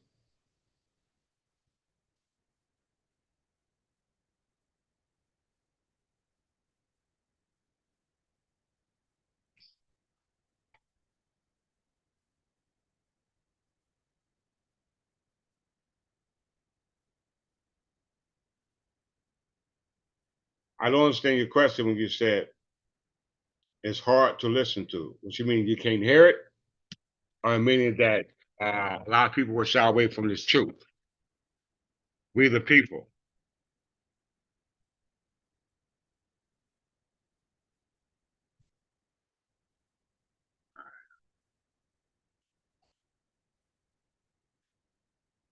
Thank you for being appreciative. Okay. Charity organization. All right. Let's go to the very start of what charity organizations were established to, because charity is God. Okay. Profit is the devil. Okay. All right. So if you're here to profit, then best believe you're the devil. If you're here to give charity, best believe you are of God. Okay. And charity usually stems from or starts from the unaware of the charity that's going to be given to the recipient. If the recipient is aware of the charity, not that is not charity. If you know who you're going to give it to, then that's not charity. Okay, charity starts when the recipient is unaware of that it's going to be charity. Okay, that's true charity. It said, until the mid 18th century, charity was mainly distributed through religious structure. Hear that? Such as English poor laws of 1601. Now they start with 1601. That's that's the law dealing with the Mortmain and charitable use that is established by who? Queen Elizabeth I in 1601. We're going to address that. Okay. Illegal poor laws of 1601 almshouses and bequests from the rich. We know the word bequest means an inheritance from the rich. Okay? From the rich. Read it again. All right? Until the mid 18th century, charity was mainly distributed through religious structures such as the English poor laws of 1601. That's called the Mortmain and charitable use law of Queen Elizabeth I, daughter of Henry VIII, daughter of son of Henry VII from the House of Tudors.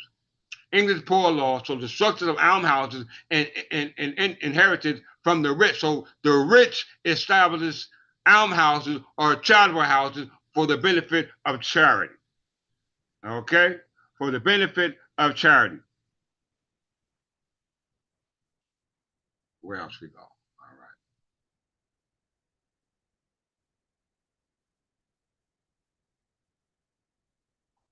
Let's go a little forward. It says here, almshouses were established in Europe in the early Middle Ages to provide a place of residence for the poor, the old, and distressed people. King Ashton, great-grandson of Alfred the Great, found the first recorded almshouse in York in the 10th century. Okay? The 10th century. So when we talk about charity and we talk about the rich, giving or extending charity, you must go back to the Anglo-Saxon people. The Anglo-Saxon people. Thank you for being grateful. All right, let's get on with it. Now let's establish for profit and nonprofit, because we know charitable is a nonprofit which established of almshouses, not just for the education, health, housing, and things of that nature, but also the protection at law. Because when we had it, there was no such thing as separation of church and state. It was one. Okay? Very important to understand that. So in charitable organization, this is called a nonprofit organization. Very important.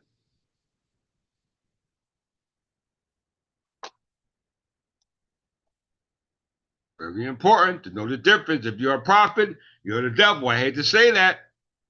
I hate to say that. Okay? I hate to say that. As a result of being a nonprofit, you're tax exempt. Why would you want to? What did Jesus say? Pay to Caesar what Caesar's, and to what God is God.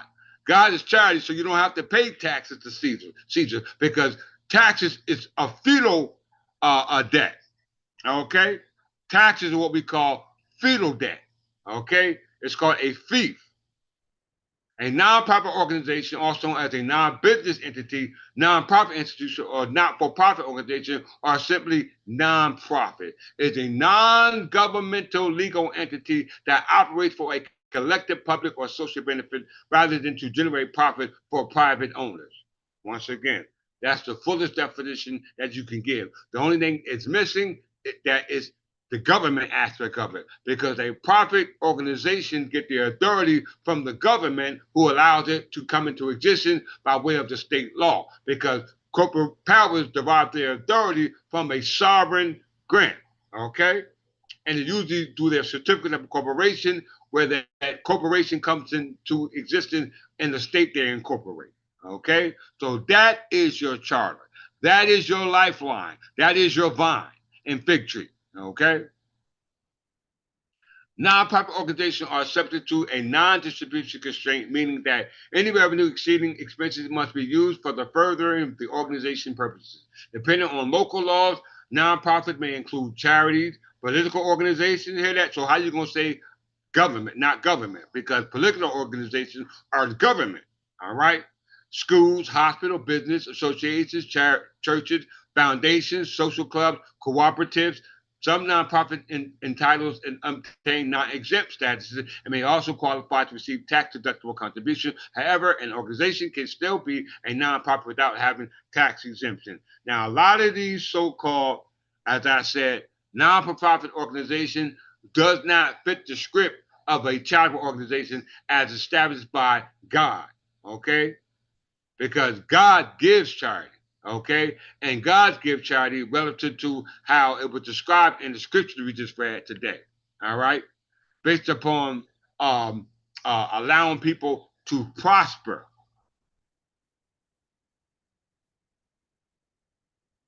All right, let's get it. Now let's look at for profit.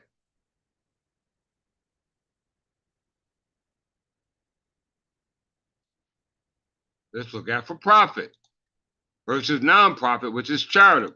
We know charitable charity is giving, okay, not taking, but giving, okay. When Jesus spoke in the parable of the tenants, the owner gave land. He didn't say, "Here, you're gonna buy this." They didn't purchase the land. The vine dresser or the owner gave the land. Okay, and as a result of the giving, he's supposed to give back. Okay, charity back to who it conveyed you to. That's the owner. All right, that's how it's supposed to work. A for-profit corporation is an organization which aims to earn profits through its operation and is concerned with its own interests rather than the interest of the public. You hear that? Non-profit corporations. Do I need to read that again? Do I need to read that again? A for-profit corporation is an organization which aims to earn profit through its operations, its branches, okay? And is concerned with its own interests rather than the interests of the public, i.e., nonprofit corporation. So the public is the nonprofit, the private is not for-profit, okay? So that's the devil and God. Very important, all right? Very, very, very important for you to understand this terminology, all right? With that being said, now we go here. Let's look at the laws. Let's start here.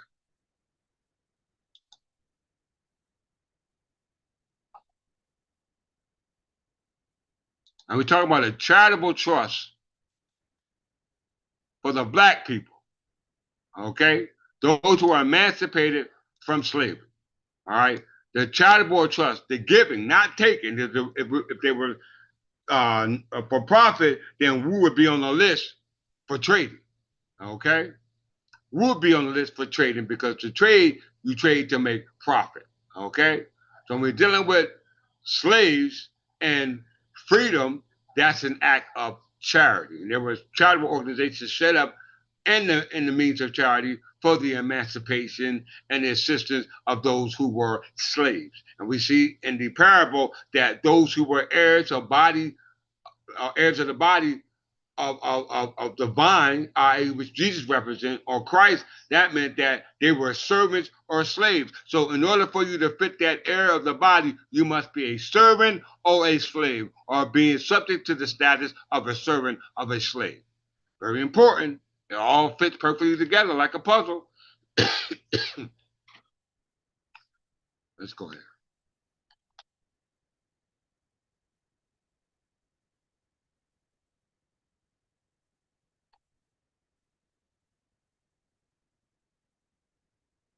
Let's play this clip right here.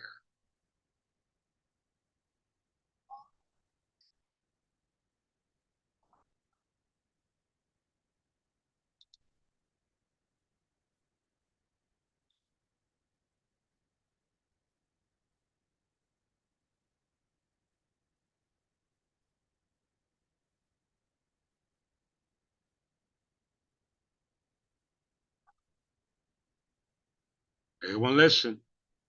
The title of this lecture, Freedom Through the Crown of England, Charitable Trust, Statutes of Mortmain. All this is still going to be explained. Listen.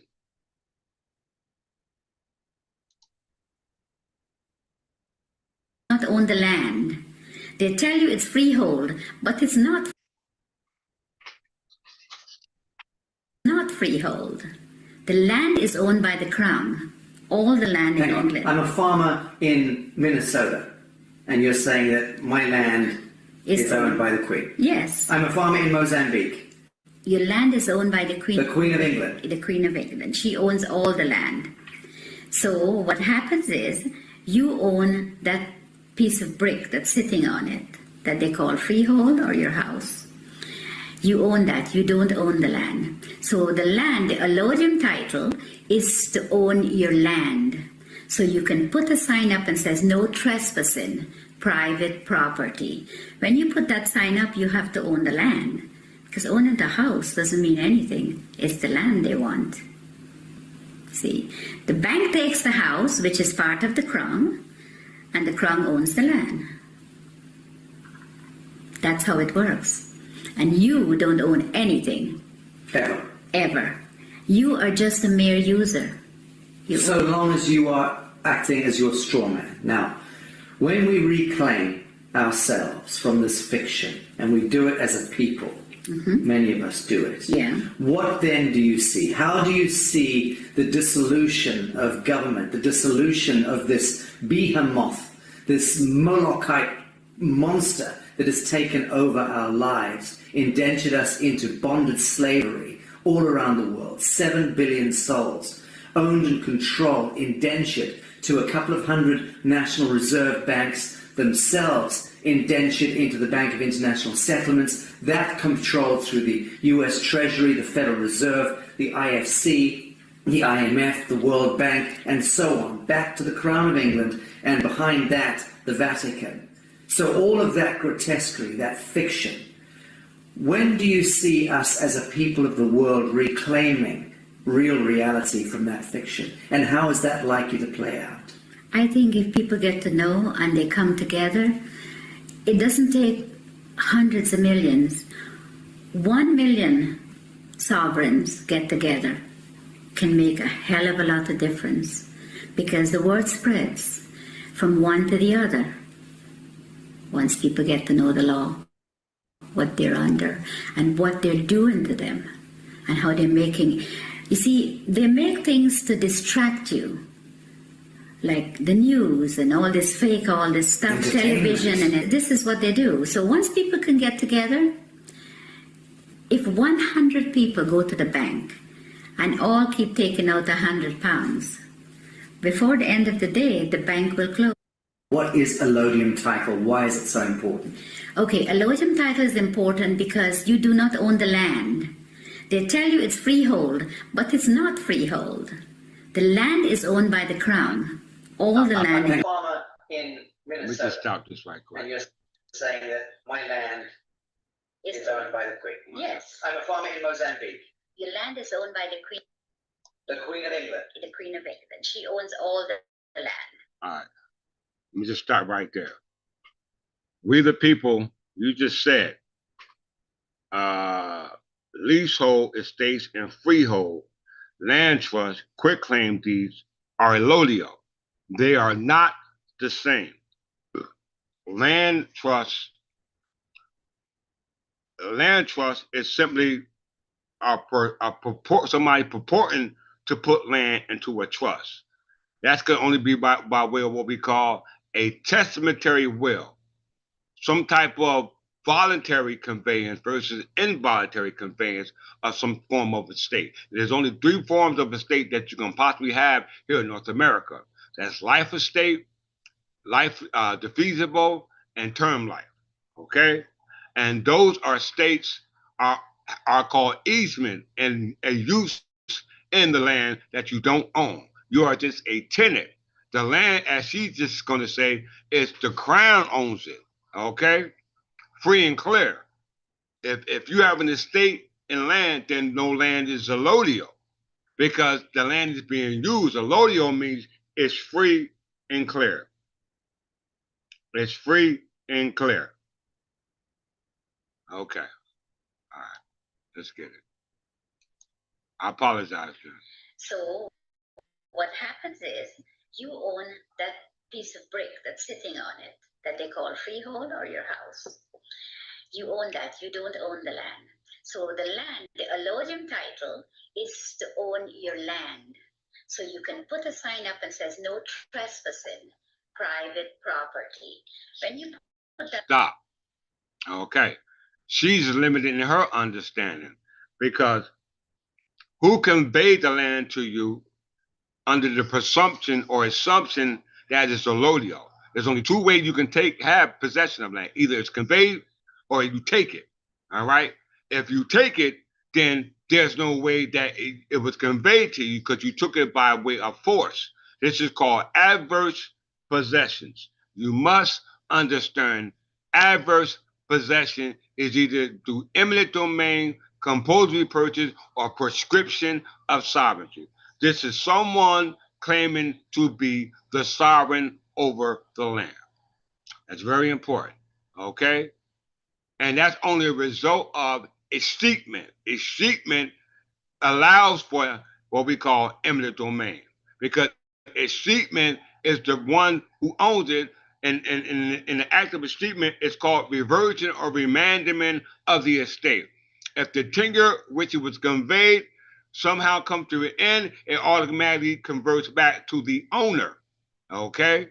So you never have the right of any type of allodial possession if the land is being conveyed as an estate from the allodial land, because allodial means all. All right? It means all. Sign up, you have to own the land. Because owning the house doesn't mean anything. It's the land they want. See, the bank takes the house, which is part of the crown, and the crown owns the land. That's how it works. And you don't own anything. Ever. You are just a mere user. So long as you are. That's all. That's what you call the laws of usury. Okay? The laws of usury. That was passed by Henry VII. Okay? The laws of usury. That's in the New Jersey Revised Statute. Okay? 46 column 3-9. Right there is she has no clue about allodial land ownership as a result of the mysteries concerning that land and concerning the owner of it, which goes all the way back to the stories that we just seen dealing with the parable of the tenant. Okay? Because she's not an English woman. She's not speaking English common law, nor is she speaking any type of statutory or common law or any legal presence. Okay? Not at all. So let's just pause that out and go back here. Okay.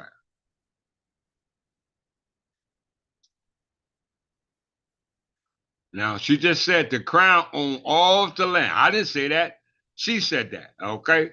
So if she's making this statement, the crown, where is the government sitting at in regards to the crown owning all land? Okay? When we say all land, we talking about all land. That means the land you own and the land that you're not on. This is called overseas possession. Okay? This is called overseas possession, a radical title of the king under the king's prerogative. All right? Very important. So let's see where the crown at, since the crown owns everything. We know the crown is a corporation. This is what Chisholm versus Georgia said. Let's see. Chisholm versus Georgia. Let's see. All you scholars.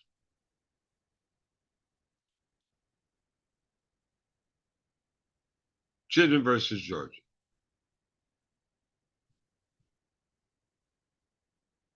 The word corporation in its largest sense has a more extensive meaning than people generally are aware of.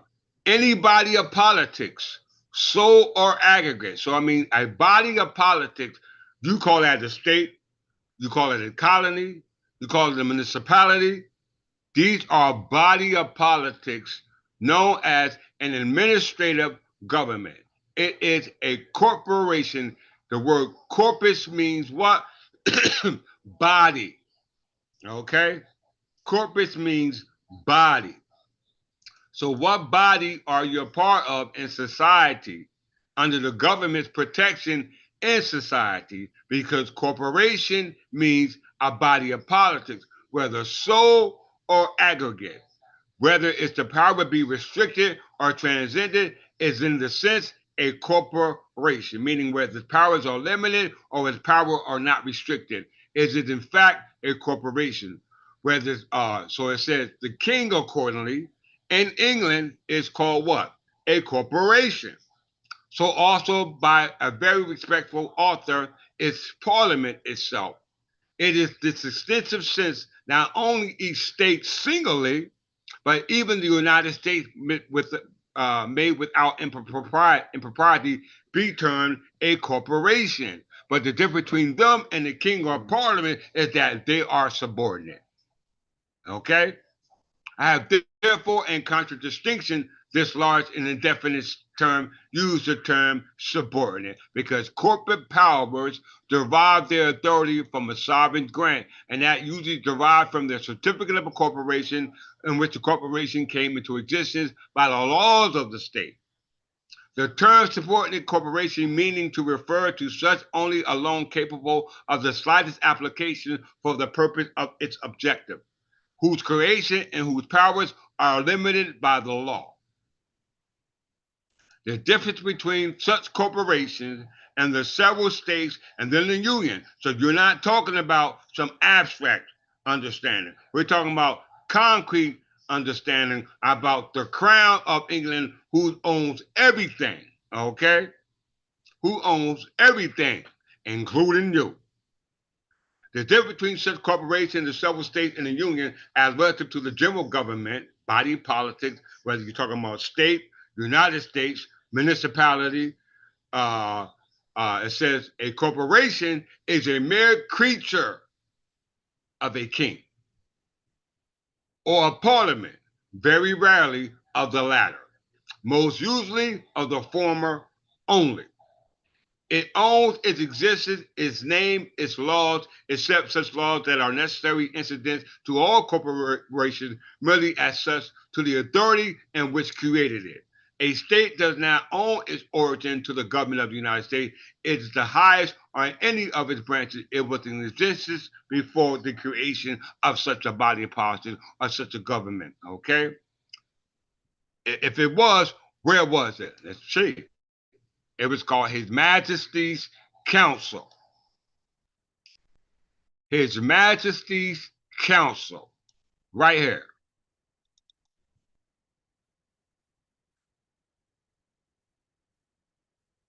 As one of the people, this you should know.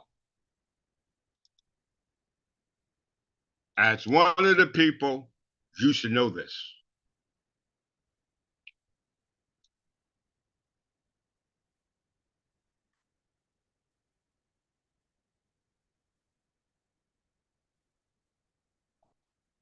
His Majesty's Council for the province of New Jersey. We know New Jersey, now called the state of New Jersey, is a body of politics. It was in existence before the United States government, which is the body of politics, was created. And it was created by its charter, which is the Constitution, which is not an instrument or a grant, it's an instrument of limitations.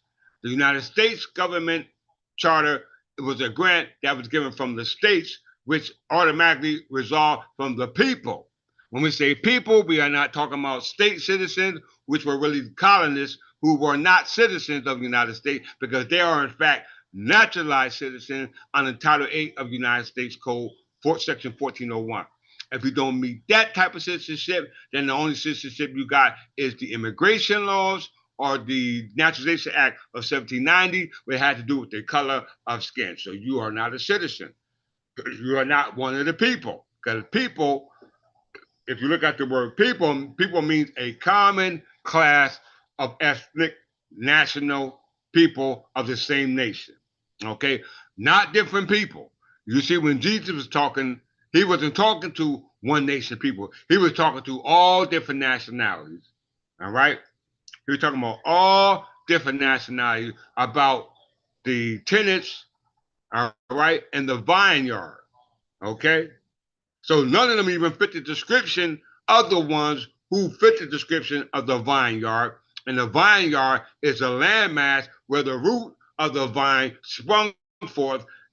bring forth branches. These are the heirs embodying the inheritance, which are called heirs of the body, versus subjects, immigrants, naturalized citizens that are presumed to be nationals, which are foreign nationals, because this is not the land you come from. Okay? All those nationals who are from this land falls under the jurisdiction of the crown that was already in place before the colonies or the states in 1776. Okay? Very important. His Majesty's Council, even under the auspices of Stuart's kings under Queen Anne at this time, she was not an English king, but she was still upholding the laws of the English Parliament, okay, which is in fact a corporation, okay? It's called a corporation sole. I am a corporation sole. His Majesty's Council for the Province of New Jersey was the upper house of New Jersey's legislature under the colonial rule which you now call states, until it was replaced by New Jersey Legislative Council under New Jersey's Constitution of 1776. The Provincial Council was established in 1702 upon the surrender of the proprietaries of East Jersey and those of West Jersey. This would be George Carteret and John Berkeley, and then the properties of West Jersey. East Jersey will be George Carteret and John Berkeley, and West Jersey will be William Penn and the Quakers. Okay, very important to understand the territory, which is that state. Queen Anne's government united the two colonies into one royal colony known as the Province of New Jersey, established a new system of government. The government was a fusion of government involving a collaboration of the executive, legislative, and judicial branch. This government was still in place all the way up till 1844 and even after that, okay? We're going to see that in case law, okay?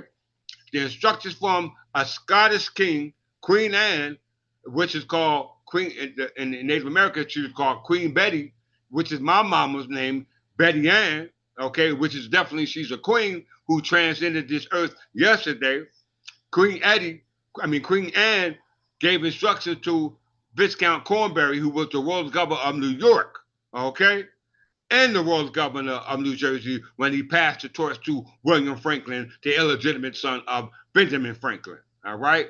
It provided for a bicameral legislative consisting of a council and general assembly. So the King's Council, the King's Majesty, the King's government was not over there in what you call Great Britain or United Kingdom, because that was not established till 1707 with the Treaty of Union or the Union of the Crowns. Okay? Very important to make this distinction. All right? Now let's look at heirs of the body and British subjects. Okay? Heirs of the body and British subjects. So we can determine at the time of the founding of this country, all the way from 1606 with the London Company, and when it split to East Jersey and West Jersey under the proprietaries and the East Jersey and West Jersey, all right, and until it was conveyed to them, until it was surrendered back to the crown in 1702. This all was recorded by a district court judge, Edward B. Queensby, which we're going to look at his narrative in his book he wrote shortly thereafter. Heirs of the body versus British subject. Okay?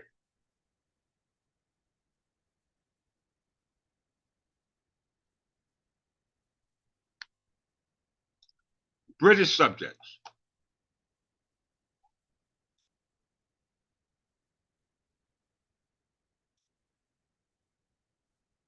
Right here.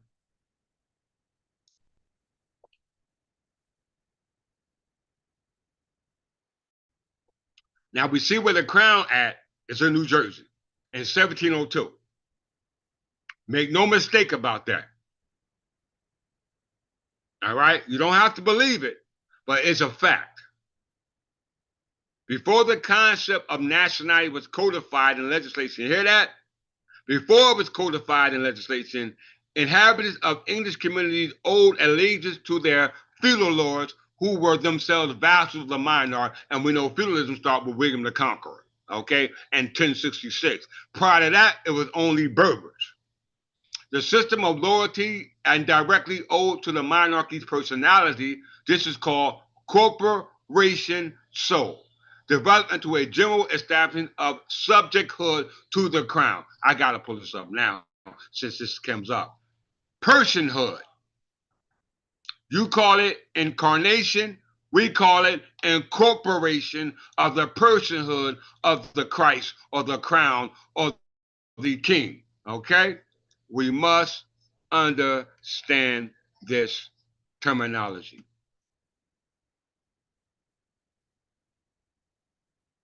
This might be the best lecture I ever did.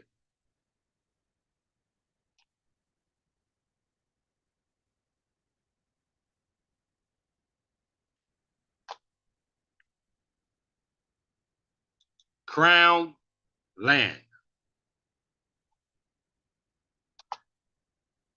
of the land of the one who wears the crown or who was crowned. Crown is called a coronation ceremony, all right? And the coronation ceremony is what they do to coronate a king.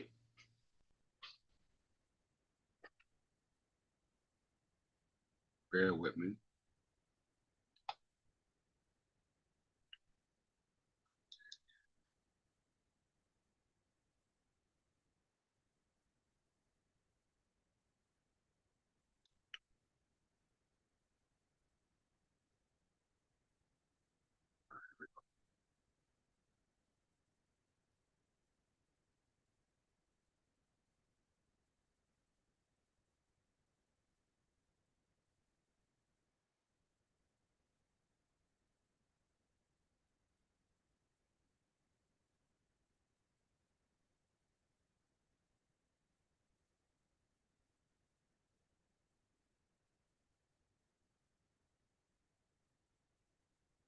Bear with me.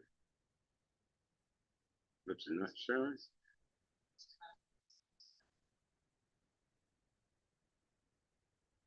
Stop, pause.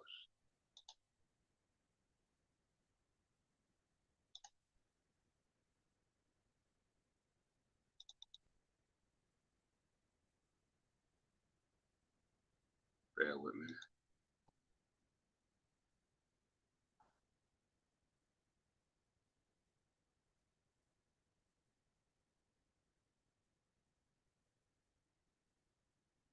Crown land.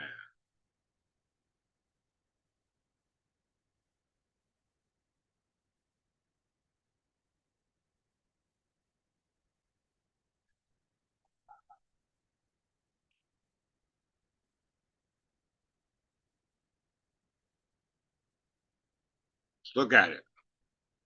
We know the crown is in New Jersey because this crown was established in 1702, right here in New Jersey.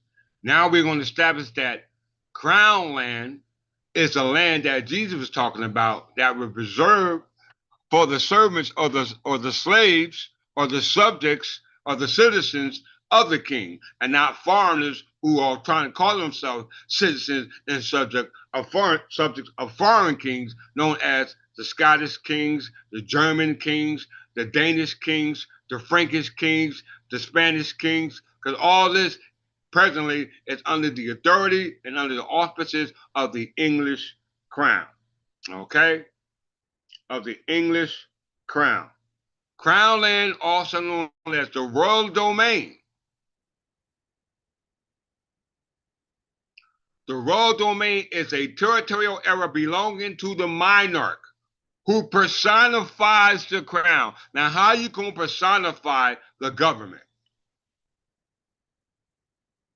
How you going to personify the government? Because the government is the fusion government. That's the executive, legislative, judicial. The United States broke that up with the separation of church and state. That meant that prior to that, the church or the state was the crown, and head of the church or the crown was Jesus Christ. Supposedly. So the only thing you're missing is Christ, who's supposed to represent the church, which can only be the king. Crown land, also known as royal domain, is the territory of belonging to the monarch who personifies the crown. It is equivalent of an entail estate. Entail means that it belongs to heirs of the body and not just anyone. Okay? Heirs of the body and not just anyone. And passes with the monarchy being inseparable from it.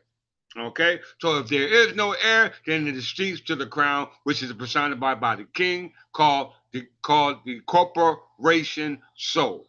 Okay? Corporation soul. We all must understand this terminology. Okay? Now we're looking up the word or the term British subject.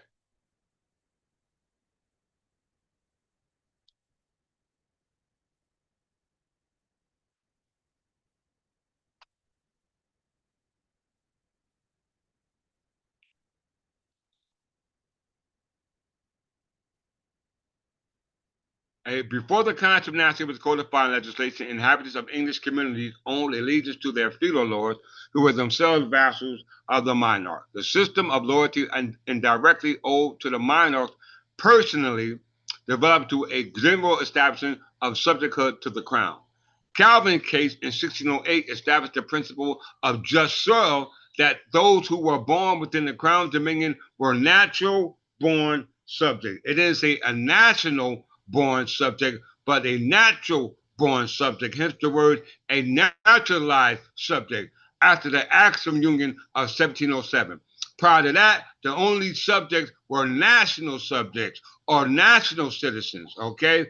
Very important, because they were subject to just sanguineous, being born of the blood, versus just soil, being born on the soil, which only makes you a naturalized citizen, going through a process that was established for naturalized citizen, different from the process of national citizen, which is just simply being of the body, or what we call heirs of the body.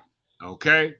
Natural born subjects were considered to owe perpetual allegiance to the crown, though, and could not voluntarily renounce British subject status until 1870, when it was first permitted. So British subjects were naturalized under the Acts of Union of 1707, going all the way back to the Settlement Act of 1701, with Elizabeth I, which we'll see reiterated in common law presidents that we'll talk about in a second. So that's British subjects.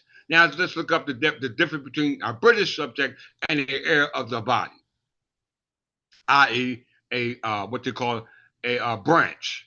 Okay, branches are heirs of the body, because the people are the branches, and the body is the vine, which is Jesus. Hence the word divine. Okay, hence the word divine bodies or divine being. You can thank my wife for that one. In English law,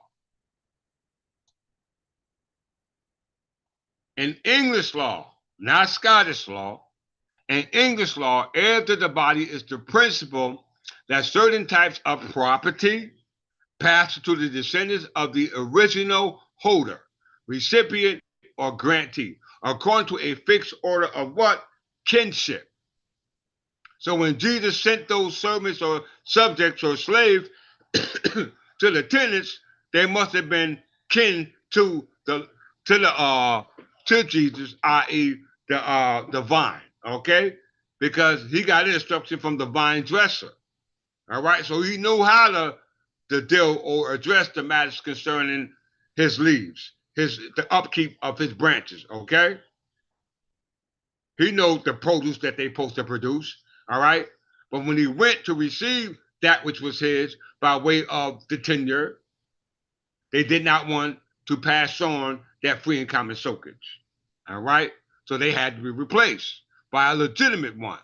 Upon the death of a grantee, a designated inheritance such as a parcel of land, a peerage, or a monarchy passes automatically to the living, legitimate, natural descendant of the grantee, who is most senior and descendant according to the laws governing primogeniture, firstborn, males being preferred, however, over their sisters, regardless of the relative age. And thereafter, the property continues to pass to subsequent descendants of the grantee according to the same formula upon the death of each subsequent heir. This is according to English law, okay? Not based upon the laws governing British subjects under the Act of Settlement in 1701, because it said here, baronies created by the writ of summons to Parliament usually descend to the heirs of the body of the grantee and may thus be inherited by females. By the term of the Act of Settlement, which I just mentioned, in 1701, and the Act of Union in 1707, the Crown of the United Kingdom of Great Britain and Northern Ireland descendants to the heirs of the body of Alexis Sophia of a Handover who are not Catholics or married to Catholics, such as a subsequent modification by Parliament. Okay? So that meant that it didn't, for them, it didn't go past the second generation. Okay? It didn't go past the generation. You go to every preamble, and our inheritance was preserved from we the people and God Almighty from generations to come. And the language in that preamble was English. Okay? Not Scottish, not German, not Ireland, not Spanish, but English. And all those people made up that society or nation or ethnicity understand the communication between the settler, grantor, trustor, based upon the inheritance that was going to pass on to our predecessors from generation to generation to generation to come. If that makes sense to anybody who's here today, please give me a thumbs up in the chat line so I know that you're not falling to sleep. Okay? Let's get it. So let's go to the history of, no, he's got one more, the Nonchus Ultramaire, all right, to qualify it. Because this is what everybody's trying to use to claim the right to become a citizen, okay? We just read British subject versus body of the heirs. They can never be body of the heirs because they're British subjects, and their lifeline is Calvin's case. Their lifeline is Calvin's case. The statute of Edward III was invoked over 200 years later in two matters. The first of those, it did not prove effective since the outcome went in the other direction, but in the second, it was significant. And the debate of succession of Elizabeth I, daughter of Henry VIII, daughter of Henry VII, who took over and conquered the English throne as a result of the War of the Roses and the 100-Year War, where the Plantagenet cadet branches of the York and the Lancasters called the War of the Roses. So it clearly said here, and the debate of the succession of Elizabeth I during the Supremacy Act of 1534 and 1558 or 1580, somewhere around there, both of them claimed right to the kingdom of England to sit on the throne by divine right of kings. And it says in Calvin's case, it was also brought up to argue against the proposed right of inheritance in England of Scottish posterity, those born after the union of the crown to sit on the English throne. Very, very, very important. This is His Majesty's counsel in regard to children born abroad being able to have an inheritance over here in North America, not just in what they now call the United Kingdom of Great Britain, but anywhere that we go. We should have free access to enter and leave as we want. Why? Because we are protected by the King's law. Now, it's very important to understand that. Why? Because let's go to the history of New Jersey and hear for ourselves.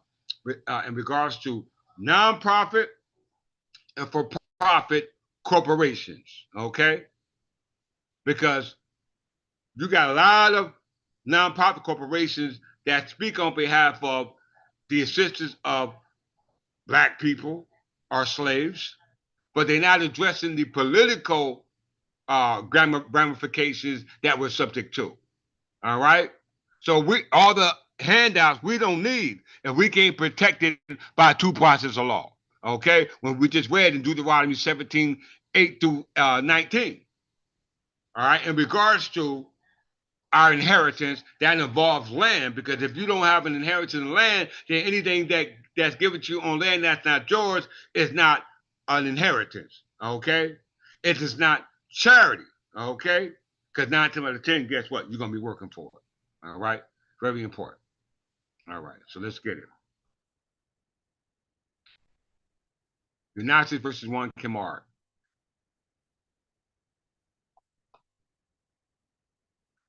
This is His Majesty's law governing the right of inheritance for those born abroad, meaning on a different body of water or landmass, parts of different landmass. This is called riparian rights or littoral rights. Okay, once again, riparian rights or littoral rights, because as we're talking about estates and land, or talking about what we call estates and land.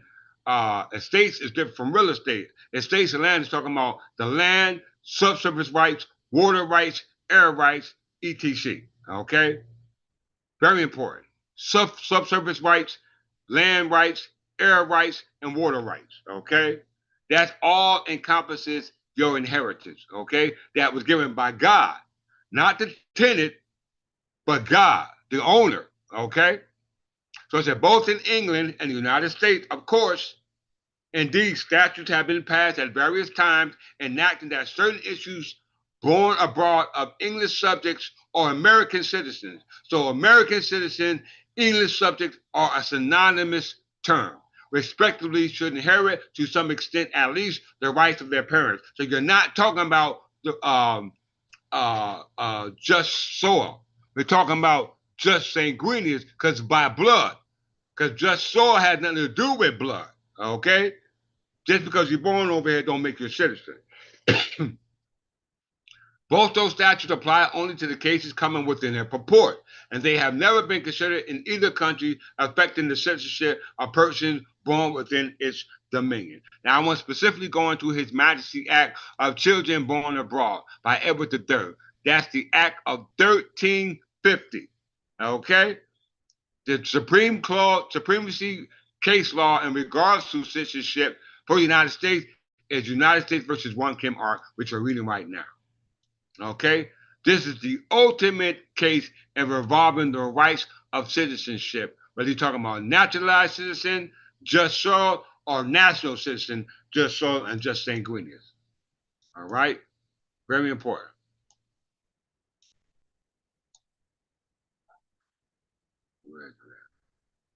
Right.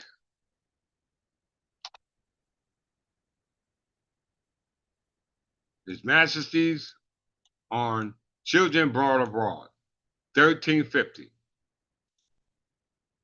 Right here. Because the Parliament was about to depart and the benches demanded great advisement and good deliberation how it should be best and most surely done, the making of the statute was put off to the next Parliament by reason apparently of the prevalence of the plague in England, talking about the Black Plague. Not act upon the subject was passed until Edward III, 1350, when Parliament passed an act entitled Statute of Those Born in the Parts Beyond the Sea. They're talking about right here. Why? Because this was England long before 1707, okay? Long before 1701, long before 1534, okay? We're going back all the way back to the Crown of England, which when we read it on Wikipedia, it says the authority of the Crown was indefinite. Okay, meaning it had always been here. This was the location. It's called an itinerant court. It moved from Perth Amboy to Burlington. Okay, how I know it? Let's see what Edward B. Keesby had to say about it. Let's see.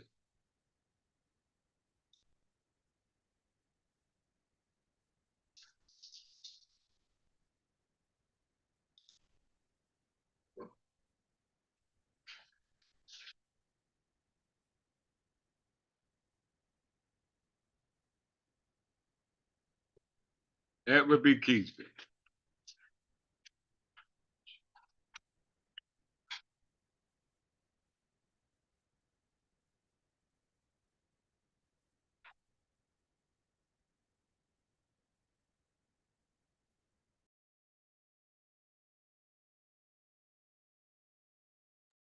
Edward B. Keesby. Chapter 7, Surrender of the Government to the Crown. Okay? This is District Court Judge, surrender of the government to the Crown of England. And we know the Crown is right here in New Jersey. Okay? New Jersey, we know that the Crown is a corporation. The states are a corporation. The United States is a corporation. We know that the king is the creator of the corporation. All right? Now we can see how they rebel against the corporation, i.e. corporation sold. Let's see. The surrender of the government to the crown. It was to charter a company that proposed colonies in America was granted by King James I in 1606, and the London Company, organized as a commercial monopoly, gave to Virginia a political organization which contained the seeds of a democratic self-government. So this is a trading company, all right, based upon making money, i.e. for profit, commerce, okay? And it contained the seeds of a democratic self-government, meaning that it had a body of policy. Can everyone agree with that? Please give me a thumbs up. It's going back to Virginia, okay? The London Company, which had a hand in the slavery of who? The slave or the subject, the children of the English people. The governor of the Company of Massachusetts were an independent state under the disguise of a trading corporation. And the colony became a collection of self-governing towns. This would mean the municipalities. Okay? This would in fact mean the municipalities under whatever what they call the Towns Act. Maryland and the Carolinas were frankly proprietary governments. Okay? And in Maryland, the proprietors had almost regal power. And for the Carolinas, the fundamental constitution was prepared by who? John Locke, the leading philosopher, politician of that time. And it was from these fundamental constitutions that the 24 proprietors of East Jersey was taking effect. Okay? You must understand that. The 24 properties of East Jersey. New York was granted with New Jersey by Charles II to his brother Duke of York, and it remained a royal province and had no assembly until 1683. Okay? New Jersey granted by the Duke of Berkeley and Carteret, and it was assumed that the government went with the proprietary colony. The Duke disputed this and permitted the governors of New York to assert control over New Jersey. This was disputed in the case law. I'm not going to talk about that today, but it was New Jersey versus Delaware.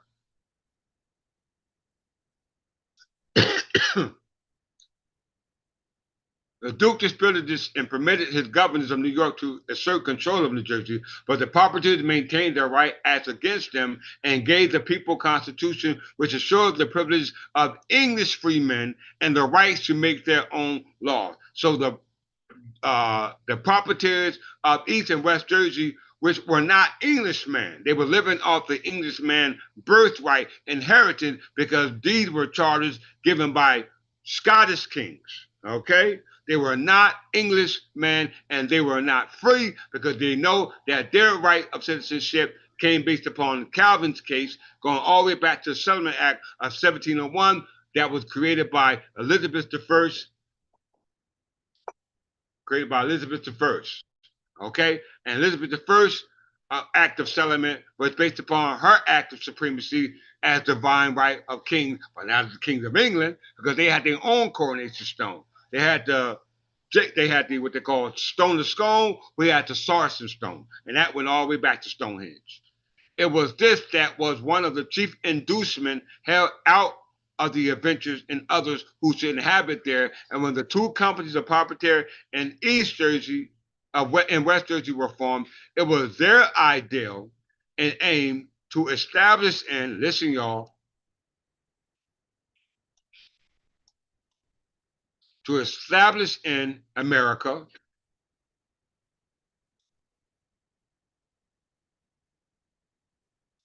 the civil and religious liberties for which they have been fighting in England. Now they wasn't from English, but they were Scottish, and we know they were expelled from England as they assumed it to be over there. All right, by this, what we call the Scottish independence in 1295 by Edward I. It says the people that came were stringent in asserting their rights and were naturally unwilling to concede special privileges to the proprietors, and they would not submit to exercise by them of powers which they denied to the king. What king? Not the English king, but the Scottish kings. The power of legislation were in the people, and the administration was attempted to be given to companies of proprietors of the land. Did you hear that? The power of legislation, the power of the law were in the people, and the administration was attempted to give them to companies. What company are we talking about? The London Company and every other company that was established by companies that were for profit. Okay? Companies that were for profit. Okay? Not a nonprofit, but for charity, giving to the people, not taking. Okay? So you got God's people giving and devil's people taking. Taking what? The land and its produce. All right? The land and its produce. Let's continue on.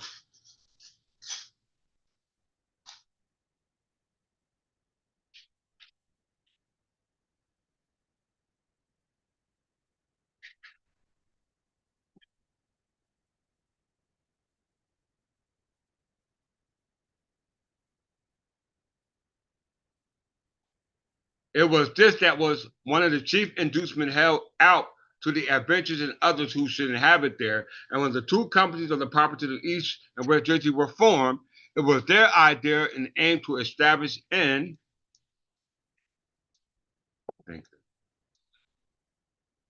America the civil religious liberties for which they had been fighting in England. The people that came were stringent in exerting their right and were naturally unwilling to concede special privileges to the proprietors, and they would not submit to the exercise by them of power which they denied to the king. The power of the legislature were in the people, and the administration was attempted to give it to companies of the proprietors of that land, which we know were corporations going all the way back to King James in 1606. The power of legislation, let me go here. In the American colonies, the government by properties was necessarily of short duration. Listen, the government of Maryland was taken over by the crown before that of New Jersey, even though the proprietors was himself the governor. In New Jersey, the multiplication of the proprietors greatly increased the difficulties of the situation. Let's read a little bit more.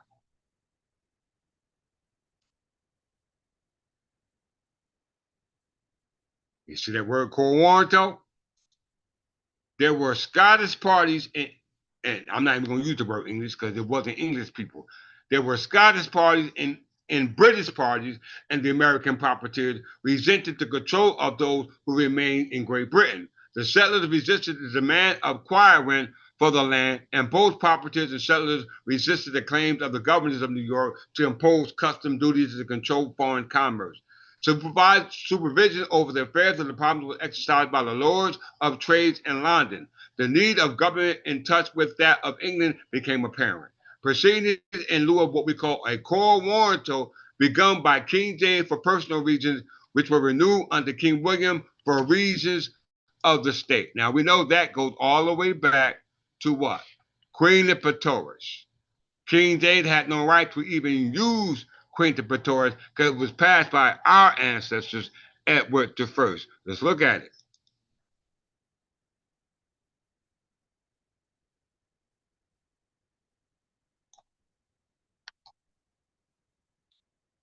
Queen Imperatrix. This is nothing new to us.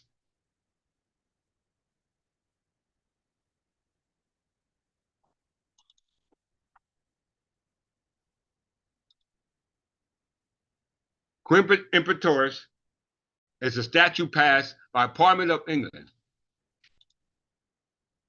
in 1290 during the reign of Edward I, and we know this is dealing with the Scottish independence from England, okay? Prior to that, there were vassals of England that prevented tenants. We're talking about tenants. Didn't Jesus warn you about those tenants? Then he warned you about the tenants from alienating the land that Jesus or the vine or vine dresser built a wine press on, okay, and a watchtower. So for us to drop the ball on the watchtower in regards to us overlooking and overseeing the land or the property that in regards to the vineyard or the vineyard, okay, and the vineyard represents the grapevine, and the grapevines are the product of the vines and the branches that give nourishment to the so-called fruit, okay? And we know that or define the synonym for the word what we call grapevine. So it said that Queen Pretorius prevented laws that allow the process of substitution, and that statute which was passed along with Queen Pretorius was called what? Cor warranto. Everyone's still right? Cor warranto. What does cor warranto mean? An order to show cause. Under what authority are you exercising such power? In English, not Scottish, not German, not Spanish, and English American common law. It didn't say, it just said in English American common law. And we know that America was not here before English. English was here before America. So America did not establish common law because the common law was established by Edward I, and America was not even a figment of anyone's imagination at that particular time. So in English American common law, if you want to say so, cor warranto is a prerogative writ, and we know prerogative writ derived from prerogative courts. Prerogative courts are courts of chancery. Chancery courts are held by the Lord Chancellor. The Lord Chancellor was appointed by the Lord Governor, and for that, you got to go back to Lord Cornbury or William Franklin, which we know was overthrown by those who were not acting in the tenure as authorized by the law. So in English common law, American common law, cor warranto is prerogative writ issued by a court which orders someone to show under what authority they have for exercising some right, power, or franchise that they so-called claim to hold. All right? This is what I'm doing right now in the court of law as a result of the substitution of land that belongs to heirs of the body. The leaves of the vines of the grapevine of the vineyard that was planted by the father who is not here. Okay, very important. He preserved it through their donors conditional bus. These are all legal terms, brothers and sisters.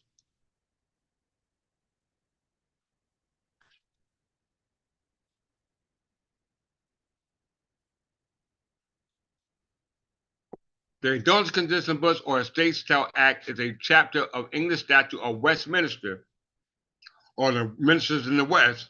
It originates the law of entail forbidding a landowner to sell his land except to his heir. So only you can receive the land. Only you as an heir can come into your inheritance, but it has to be conveyed to you. Okay? If anybody taking something and giving it to you, then that's an easement, meaning a use and property that you do not own. And one day you're going to have to give it back when the owner of it comes back, like Jesus said. And anyone who disrupts that process is going to fall on their head like a rock or a stone, and it will crush you. It will crush you. All right, let's get it. All right, so we see Queen Pretorius, the law against substitution. They don't condition bus. It's a law that says that it has to be passed down to an heir, and that's what we call the law of entail, and that's called crown land, because since you are not here anymore, the only one that can actually convey it back to you is the crown, because that is the concept of the crown. It's escheatment. The concept of the crown is escheatment, okay? Very, very, very important. Let's go back to the history.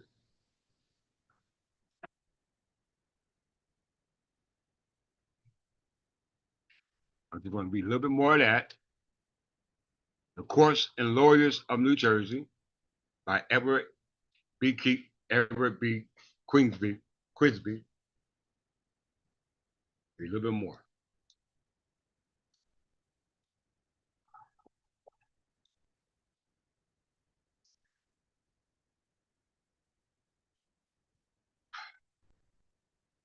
Right here.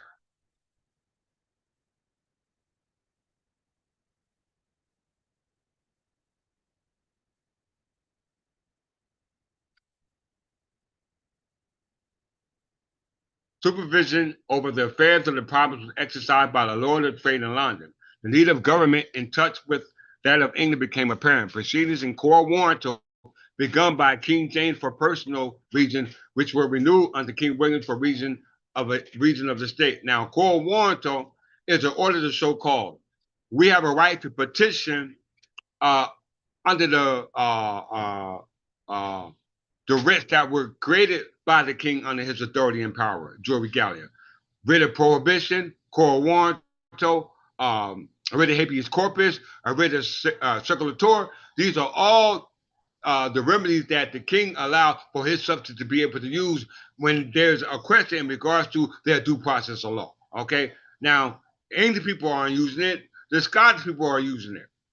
And now the Scottish people are allowing foreigners to use the coram warranto against the king. Okay, very important to understand the track record. It says there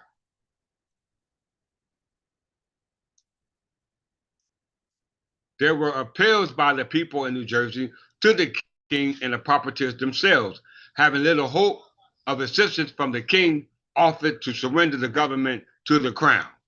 The negotiations continued for several years, including proposals for a union with the province of New York. And at last, in 1701, it was agreed. It was agreed by representatives of both provinces of New Jersey that the two should be united in one province under the governor appointed by the crown, and that the title of the proprietors to the soil should be confirmed. Okay? That takes me to the last paragraph that I want to focus on in this.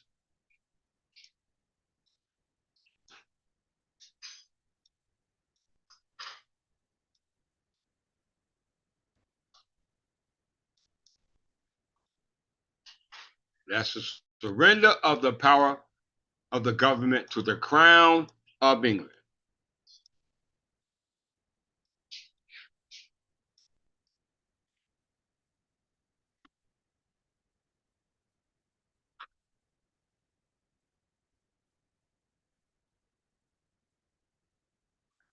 Right here.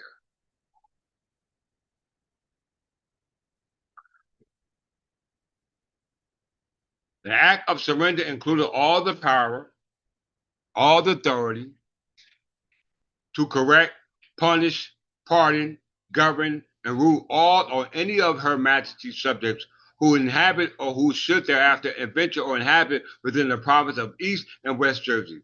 These were the powers named in the grant from Charles II, the Duke of York, and they were now resumed by the crown, but the rights of the people, as established by the laws of England, remain unchanged. Y'all better listen to this. I'm going to read it again. The act of surrender included all the power and the authority to correct, punish, pardon, govern, and rule all or any of Her Majesty's subjects who inhabited or who should thereafter adventure or inhabit, you're talking about immigrants, foreigners, or inhabit within the province of East and West Jersey. These were the powers named in the grant from Charles II to the Duke of York, and these were now resumed by the crown, meaning that they were dissolved by the crown. But the rights of the people, as established by the laws of England, remain unchanged. That takes me to the legislative enactment as established by the statute. Okay? The statute. Let's read the same language in the statute. Feudal tenures have been abolished. The charter given to the Duke of York to George Corrett and John Berkeley was March 12, 1664. Okay? So here we have the actual reception statute or parliamentary statute, which is an enactment of the legislation.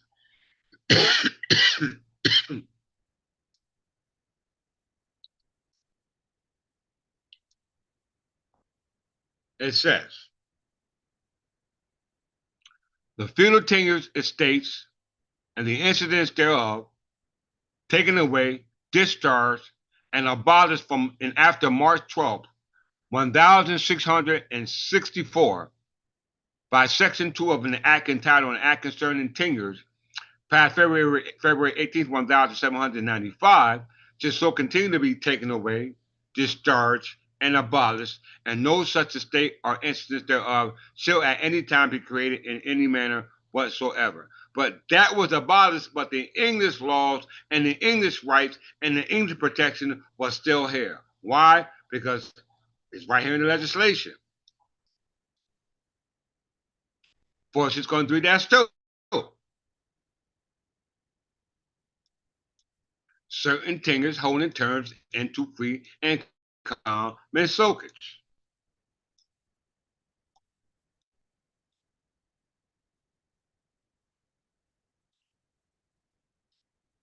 The tenures of honors, manors, lands, tenements, or hereditaments, or an estate of inheritance at the common law, held either of the King of England or any other person personifying the King of England or the Crown, which is the body of politics, which is the fact of corporation, according to Burton Chisholm versus Georgia, anytime before July 4th, 1776. So before 1776, when New Jersey declared their independence in the United States, of all the states or colonies which assisted in the Declaration of Independence, not from the Kingdom of England, but from Great Britain, which were British kings sitting on the Kingdom of England, it clearly said that those feudal tenures were abolished from March 12, 1664, okay? But it's saying that all the English rights of the English people remain intact after that, all the way up and even after that, to 1776, July 4th, when they declared their independence. So you didn't declare independence from Kingdom of England. The laws were still intact, as well as you didn't disrupt anything because the laws were still intact. The only thing that you did disrupt was the people, okay? So as we see the 10th Amendment, powers delegated to the federal government is reserved respectively for the states, which is the body of politics, or the people, either or. Okay, and we know states or corporations, United States is a corporation, but they're subordinate to Parliament or the King, and very rarely is it of the latter.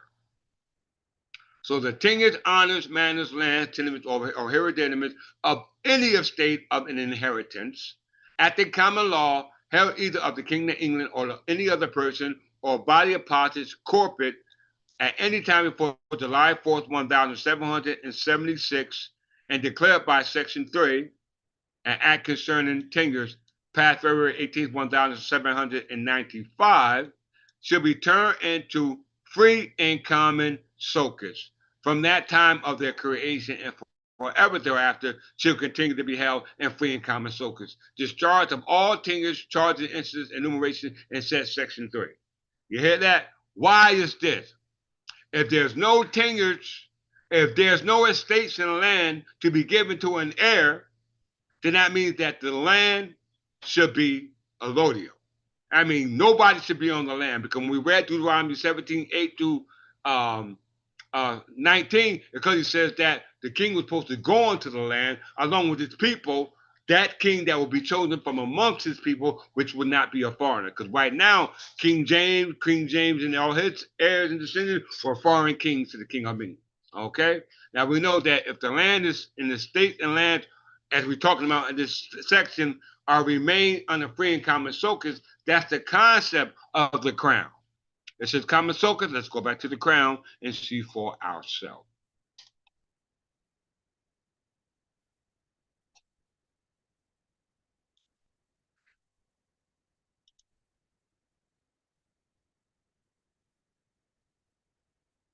The crown.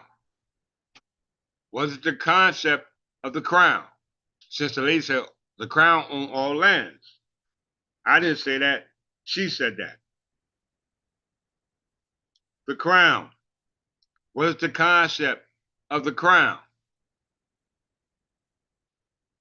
The concept of the crown. Charitable versus Georgia said any body of politics, whether sole or aggregate. Any body of politics, whether sole or aggregate, is a corporation. We see here the concept of the crown as a corporation sole, all right? Developed first in the Kingdom of England before anybody else heard of it, okay? Before anybody else heard of it. And is also associated with crown land, okay? We already read that definition. We know I personify crown land, which is entail, okay? Which is entail. And the concept of the crown is what? A corporation sole. What is a corporation sole? A corporation sole is a legal entity consisting of a single soul incorporated office. You call it in the spook world incarnated, okay? Jesus incarnated. That's how you say it, and we call it incorporated, all right? Or personified. You call it personified or incarnate. We call it incorporate, okay? An incorporated office occupied by a single soul natural person. This structure allows corporations to pass without interruption from one office holder to the next, giving positions legal continuity to the subsequent office holder. That's why the authority of the crown from the past up to 1702 never changed. Okay, it never changed. And what is the concept of the crown, i.e., corporation? So, with the king personified. Let's look at it.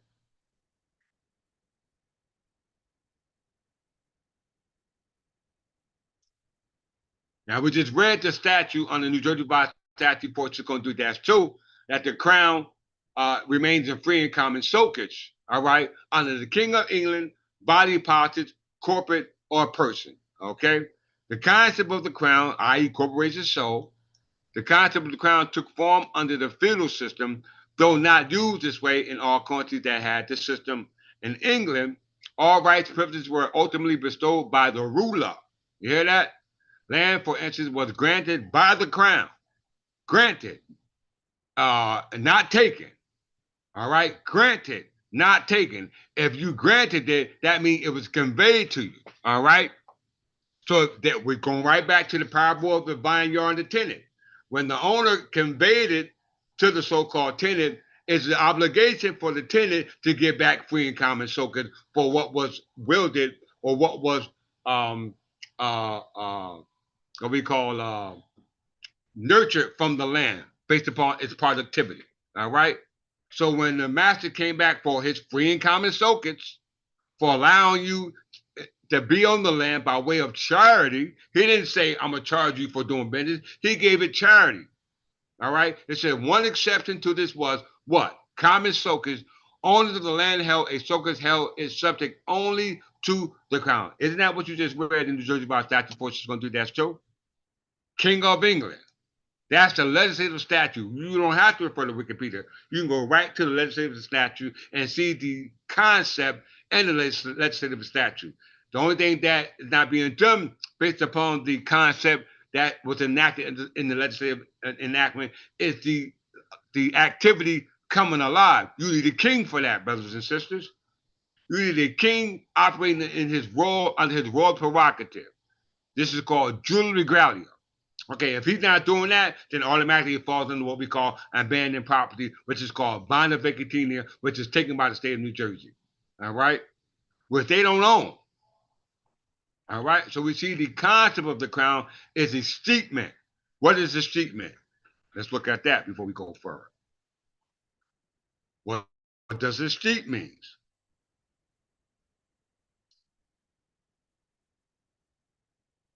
A steep means to fall away. It's a common law doctrine that transfers the real property of a person who has died without heirs to the crown or estate. It serves to ensure that the property will not stay in what? Limbo. Okay? So if you either go to one place, hell on earth or heaven. Okay? And we're still talking about the concrete world. All right? You're either going to live in hell or you're going to live in heaven in that state or status that you're in. That's called status. All right? If you don't have any status and you're not dead yet, that means you're stuck in limbo. Okay? Without recognizing ownership. It's originally applied to a number of situations where the legal interest in land or property, whether it's movable or non-movable, was destroyed by the operation of law, so that the ownership of the land reverted to the immediately superior feudal lord. This is either the Lord Paramount, which would be the king, or a trustee of the king, or it would be a lower landlord, or tenant chief, or lord mesne, or feudal lord. Because remember, the whole thing that started was the War of the Barons, the war between the English barons and the feudal barons, or the English lords or the feudal lords, or the devil's henchmen and God's henchmen. Whoever side you're on, that's your choice to make. Okay? Of course, we see in the parable that the servant and the slave was attending to the vine or the vine dresser's obligation to convey that free and common soakage back to the king, because the king sent his servant, he sent his slave to the land which the king wasn't on. Okay, but just because the king ain't there, don't mean you don't supposed to give to the king what's due, his just due. Let's look at the video again. All right, to make sure.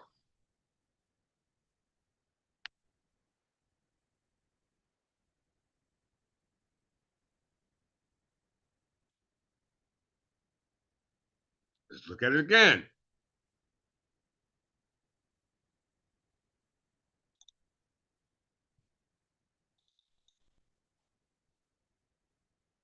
Y'all read your Bibles.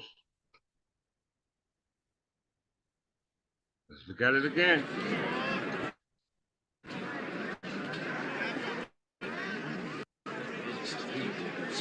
There was once a man who planted a vineyard, rented it out to tenants, and then left home for a long time. When the time came to gather the grapes, he sent a slave to the tenants to receive from them his share of the harvest. But the tenants beat the slave and sent him back without a thing. So he sent another slave.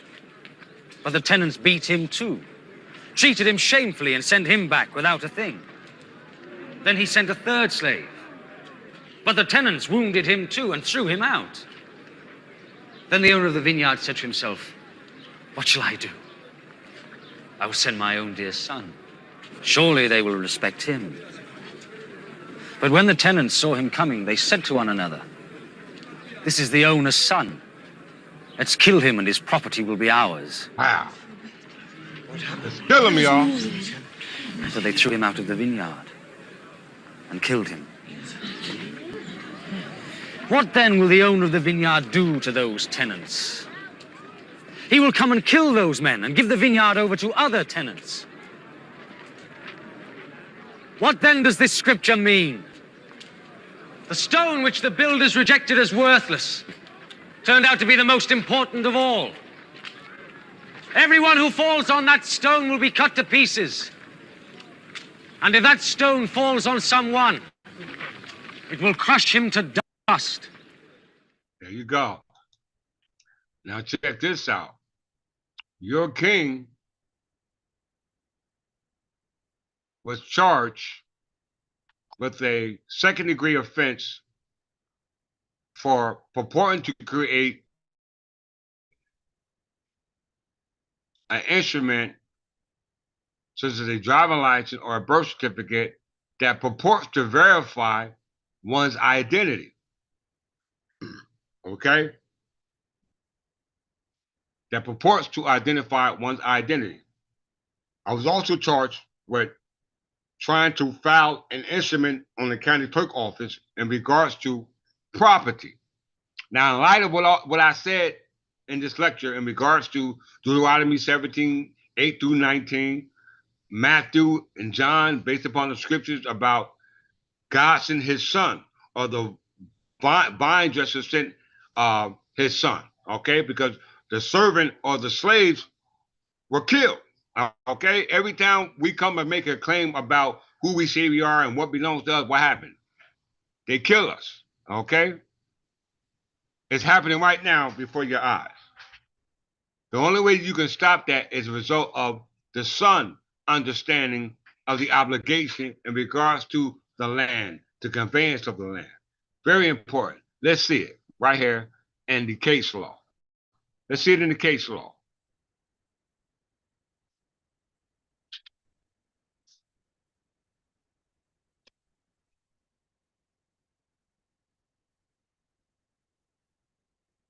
Edmund Jackson,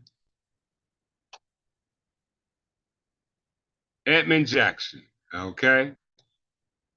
Supreme Court, United States versus Wendell Phillips and others.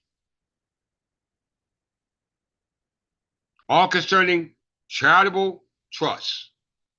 We know a charitable trust is a trust based upon charity. Whatever the charity is, if it's land, if it's property, is it education, etc. It all involves a charitable it's based upon charitable conditions. Okay, so now we're reading a Supreme Court case about a charitable organization, organization that's not for profit, to help assist the emancipated slave who was freed by the 14th Amendment. Okay, charitable works to assist the emancipated slave when he was freed from slavery. But the charitable work to assist the slave when he was emancipated from slavery had nothing to do with the charitable work protected by government to deal with his status protected by the political government of God's government, which has to do with the law of the land. Okay? Very important. So let's go to the beginning of this. That was on page.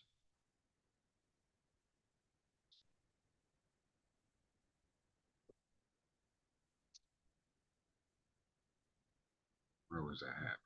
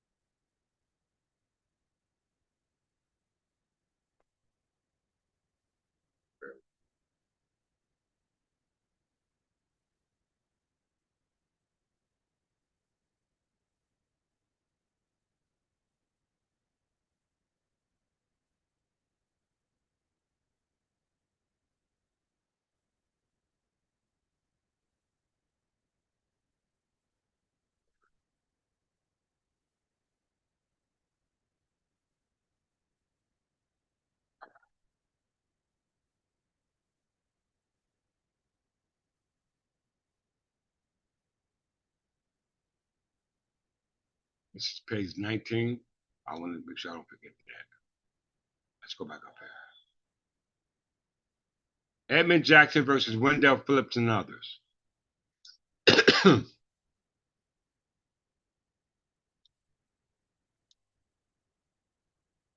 only reason why I'm reading this is because this deals with after the fact, once we became free men, what charitable institution was going to help assist us once we became free, right? There was no charitable institution created after the fact once we became emancipated to maintain that freedman status. There were corporations set up to assist us based upon our condition of what we might need for as clothing, shelter, etc. But it had no protection at law in regards to birthright citizenship. This is what we need to understand. This is the reason why we didn't get an equal share in the education, funding, housing, etc. It's because of our status, all right? Which was not in the consideration based upon the charitable organizations that were set up after we were emancipated. Back then and even now, until the Third Temple Church of England came upon the scene. Because I'm not trying to free black people. I'm trying to free English people.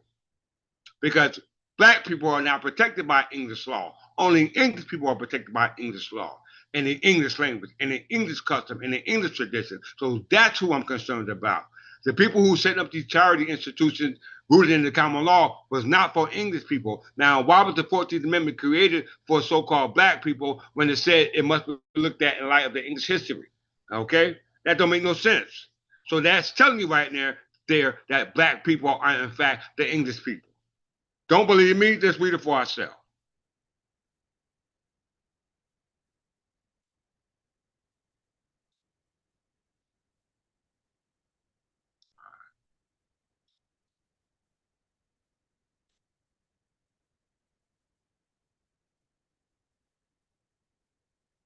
All right.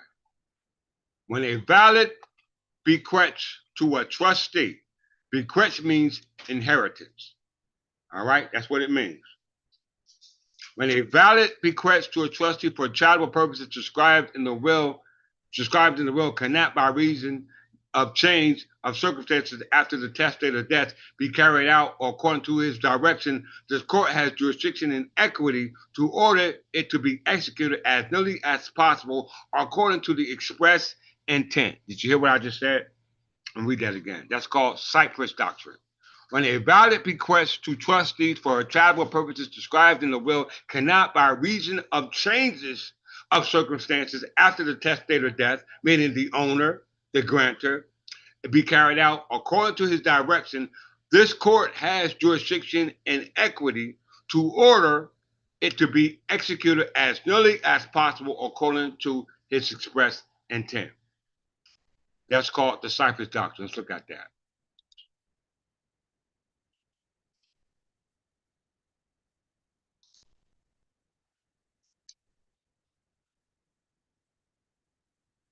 Cyprus Doctrine. The Cyprus Doctrines, French means so close, or cypress, or auspice, is a legal document which allows a court to amend a legal document to enforce it as near as possible to the original intent of the instrument in situations where it becomes impossible, impractical, or illegal to enforce it under its original terms. The doctrine first arose in the English courts of equity, originating in the law of charitable trust. You hear that? But it has since been applied in the context of class action settlements in the United States. I wonder why. I'm going to tell you why. Let's see. Let's go back to the case law.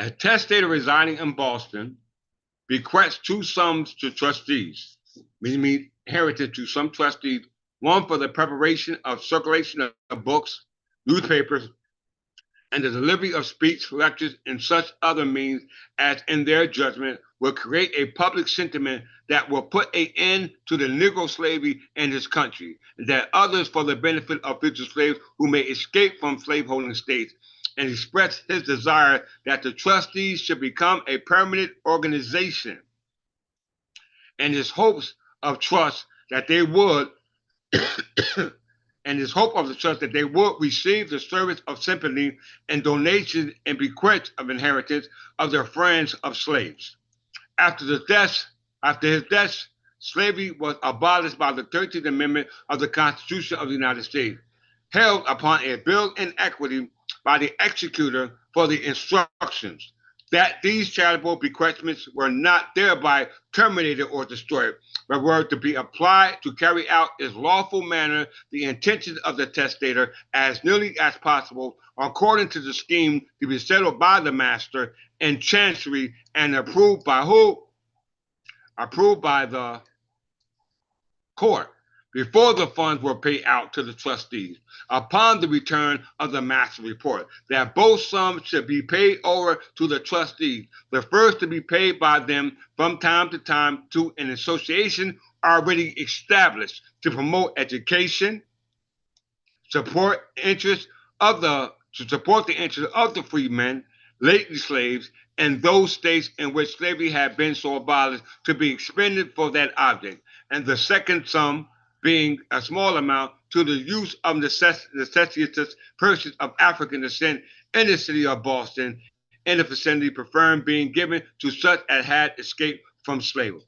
So this is a case law dealing with charitable trusts set up for the benefit of the emancipated slaves. Okay, a trust account, a cestui set up by people who were not even English. The trust was set up based upon English common law on the English common law doctrine called what? The Cyprus Doctrine. Okay? All this stems from Elizabeth IV Statute of Mortmain and the Charitable Use Trust. Let's go to it. Page 19. All this is dealing with a charitable trust associated with Negroes, Africans, Black people who are not those terms. You are English, and that's why you do not receive the trust that was inherited by the common law under the laws of chancery, which is a law of equity. You have not gotten your equal amount because you're not seen as the equal party. Okay, let's get to it. Page 19.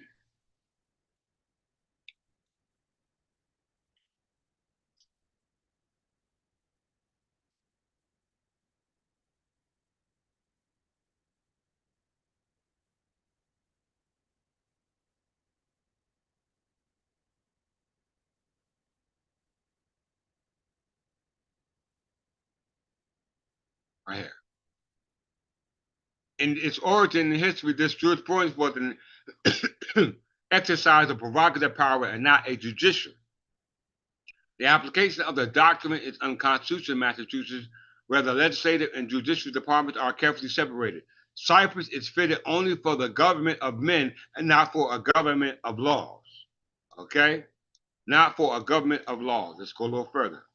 By the law of this Commonwealth, as by the law of England, gifts and charitable uses are highly favored and will be mostly liberally construed in order to accomplish the intent and purpose of the donor. Okay? Of the donor. And trusts, which cannot be upheld in any ordinary case for various reasons, will be established and carried into effect when created to support a gift to a established where was I at? To a charitable use. Okay? Very important. Let's go a little further.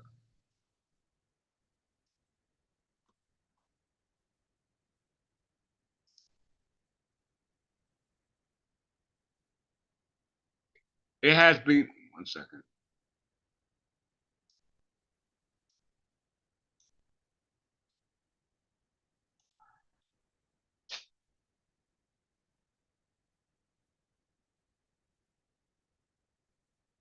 It has been strictly contended for the heirs at law that neither of the purpose declared by the testator is charitable within the intent and purview of statute of Elizabeth I, which all admits to be the principal test and evidence of what are in law charitable uses. It becomes necessary, therefore, to consider the spirit of which that statute has been construed and applied by this court. Once again, it has been strenuously contended for the heirs, talking about heirs of the body, all right, that neither of the purposes declared by the testator is a charitable within the intent and purview of Elizabeth of Statute of 43 of Elizabeth citation the fourth, which all admits to be the principal test and evidence of what are the laws governing charitable uses.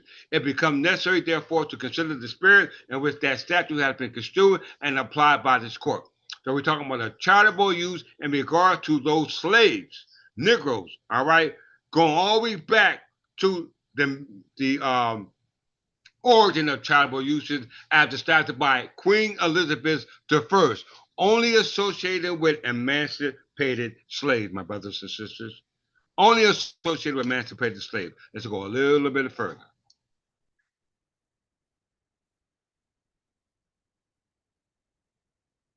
All right.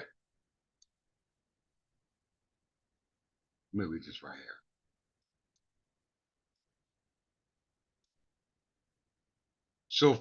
So gifts for the promotion of science, learning, useful knowledge, though by different means and in different ways from those enumerated under the second class, and gift for bringing water into the town for building.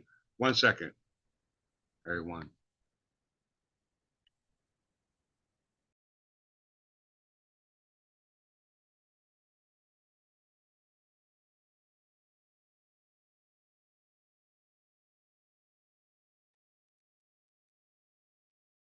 All right, so it says in the second class, and gift for bringing water into the town for building a town or otherwise improving a town or city, though not allured to the third class. And authority cited by modern decisions in England, gifts toward payment of the national debt of the Queen's or to the Queen's Chancellor or to the Exchequer for the time being, to be applied for the benefit and advantage of Great Britain or legal charities. That, in fact, is talking about the crowns. Okay? The crown. Where we at? Tutor or, you hear that? Tutor on charitable trust and case cited. Talking about the House of Tudors, Queen Elizabeth. Sergeant Mainland, long before gave an opinion that a bequest to the public use of the country of New England was a good disposition to a charitable use.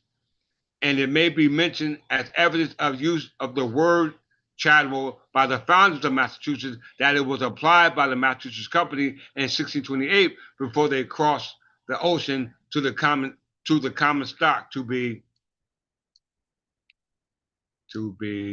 raised from such a bare goods affections to the plantation and the propagation thereof, and the same to which employ only in defrayment of the public charge, as maintenance of men ministers, transportation of poor families, building of churches, and fortification, and all other public and necessary occasions of plantations. Now, we read in the first case we looked at in regards to charitable uses, it spoke about, not charitable use, we spoke about the history of the lawyers in the courts of New Jersey, and it spoke about those corporations going all the way back to the London Company, going all the way up to the charitable organization that exists today, okay?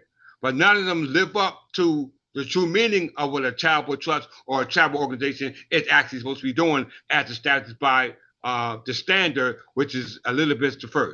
All right, it says here, no kind of charitable trust finds less support in the words of the Statute of 43 of Elizabeth than a large class of pious and religious use, to which the statute contains no more distinct reference than in the word repair of churches. Such uses had indeed been previously recognized as charitable and entitled to peculiar favor by many acts of Parliament, as well as the courts of justice. Edward I, Edward II, Henry VIII, Queen Victoria Edward VI. All right there, all these Plantagenet kings, Henry VIII, Elizabeth I, all these were from previous kings and kingdoms from the Kingdom of England, though they might be de facto, okay? And all of them had an interest in erecting of grammar schools for the education of youth and the virtue of godliness, the furthering augmenting of the university, and the better provisions for the poor and needy, were classed with charities for the maintenance of preachers and called good and godly uses, and the grammar schools were considered in those times an effectual means of forwarding the progress of the Reformation. Okay, so let's go to this act passed by Queen Elizabeth. Okay, let's go to this act and see what it's all about. The Charitable Use Act of 1601. Now, there was a couple of them, okay? A couple of them passed by the Kingdom of England. Now, as in the case law in regards to charitable uses involving the issue pertaining to emancipated slaves, nobody else, okay? This is the government, not some organization which incorporated in the government and under the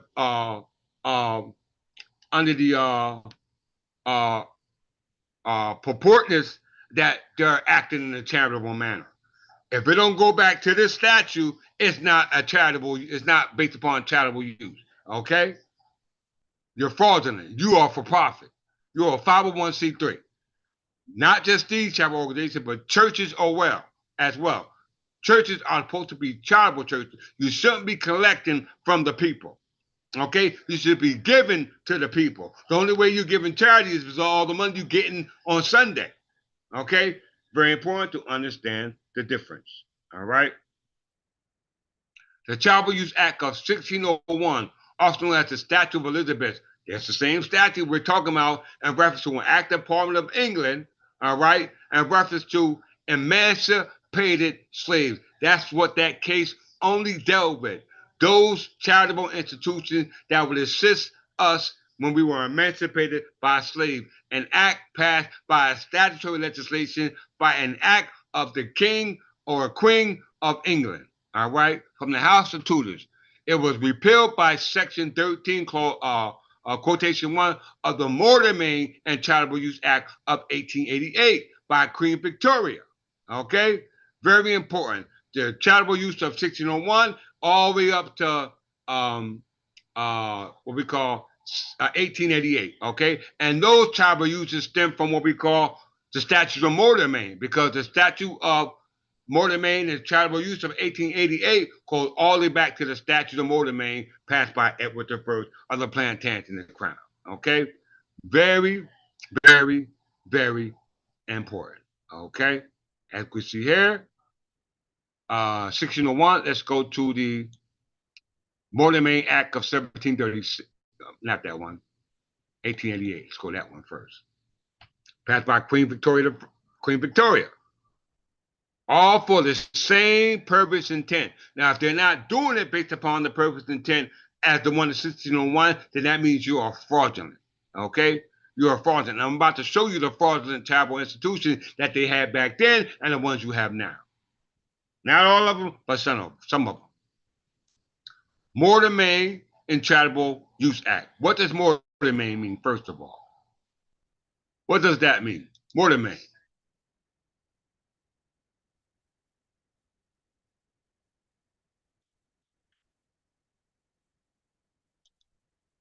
Mortmain. You guys know what we're talking about, right? Mortmain is the perpetual and inalienable ownership of real estate by a corporation or legal institution.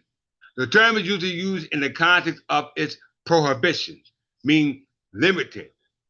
All right. Historically, the landowner usually would be the religious office of a church. Y'all better listen. Insofar as Mortmain prohibitions against perpetual ownership shall exist, it refers most of the modern companies in charitable trust. You hear that? The modern companies in charitable trust, meaning non-for-profit, brothers and sisters. Non-for-profit. Okay? History of it. During the Middle Ages in the Western European countries such as England, the Roman Catholic Church acquired a substantial amount of real estate, not estate, but real estate, as the church and religious orders were each recognized as a legal person, i.e. corporate body, separate from the office holder who administered the church land, such as the abbot or bishop or the corporate soul, i.e. the king. The land was not a street on the death of the holder or passed by the inheritance, as the church and the religious order would not die. You hear that? The land was held in perpetuity. This was in contrast to the feudal practice in which the nobility would hold land granted by the king in return for services. This is called a this is called a fief, especially service in war. A vassal. Over time, the church gained a large share of land in many feudal estates. This was cause of decreasing tension between the church and the crown. You hear that? The church and the crown. We must understand this. In 1279, and again in 1290, the Statutes of Mortmain were enacted under King Edward I. So this is before Queen Elizabeth I. This is before Queen Victoria. This is before King George II. All of them passed Mortmain statutes, all exemplifying the Mortmain statute that goes back to Edward I, son of Henry III, son of Henry II, son of Henry I, son of John, son of God the fifth kind of man, son of folk, ruler of Jerusalem. Okay? So it says that the Statute of Mortmain was enacted under King Edward I to impose limited on church holding of property, although limited on the church power to hold land are also found in the earlier statutes, including the Magna Carta and the Provisions of Westminster of 1259. Okay, let's look at the Statutes of Mortmain. Let's look at that. What is the Statutes of Mortmain? Because Mortmain means dead pledge.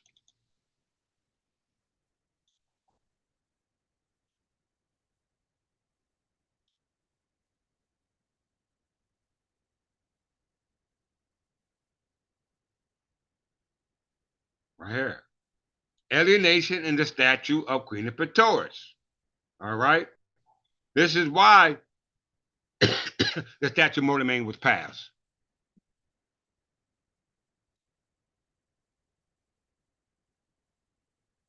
The Statute of Mortmain were meant to reestablish the prohibition against donating land to the church for the purpose of avoiding feudal services. We're talking about the Roman Catholic Church.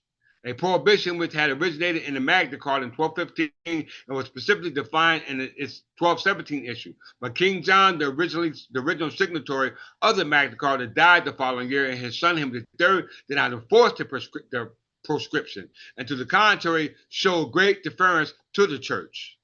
Let's go a little further.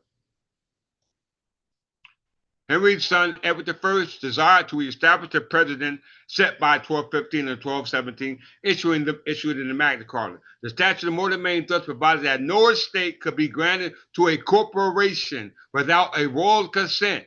Did you hear what I said? Did you hear that I said? Hear what I said? Under a corporation without royal consent.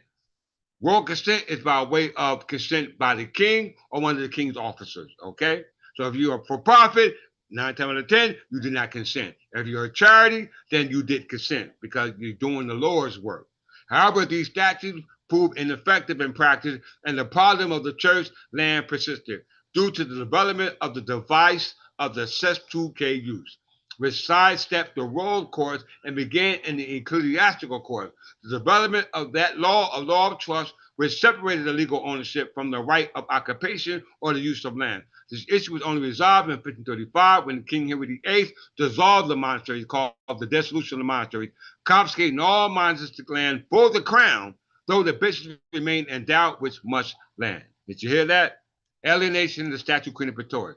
In England in the 12th and 13th century, the legal ownership of the land was defined through a hierarchical system of estates, not real estate, but estates and land. The monarch was the ultimate owner of all land in the realm, and out of the estate, lesser estate existed, held by individuals known as who? Tenants in chief. Further estates could be created out of the estate in the process called what? Subinfeudation, which is unlawful because they say you must substitute it under Queen Praetorian, not sell it and alienate it and carve out your own tenure. That's what has been done to our estate. All right, let's get it. All right, where was I at? Now let's look at all these corporations that were established as charitable fraudulently. Okay, fraudulently. In closing.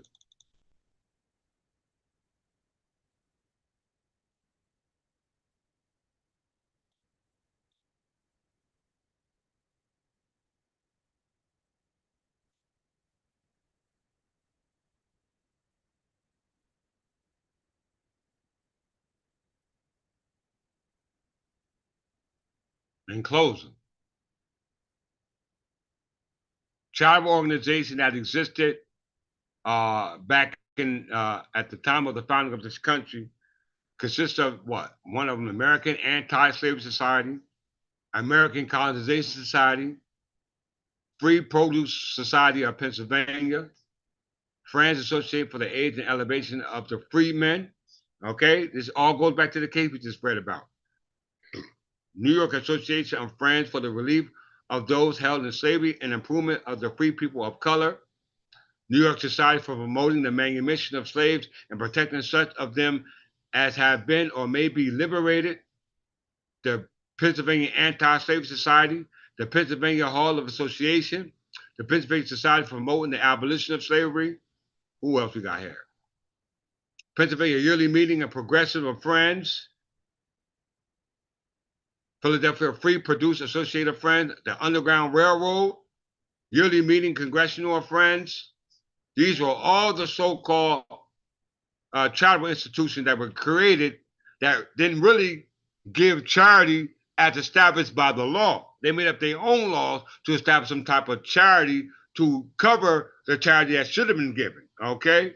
And also justify their tenure and tenancy as tenants of the land, in violation of the parable of the tenants as shown by Jesus Christ, okay? Very, very important. Here we go, some new ones. Let's look at some new ones who's not living up to the cause. And that includes those who are out there now that's not listed.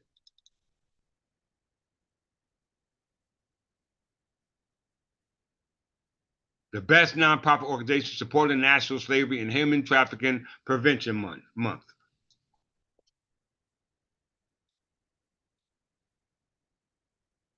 List of nonprofit national slavery and human trafficking preventing month. Polaris Project. Verite. Pardon yourself.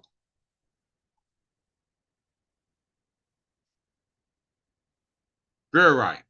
Coalition to Abolish Slavery and Trafficking. United Against Human Trafficking. Free the Slaves.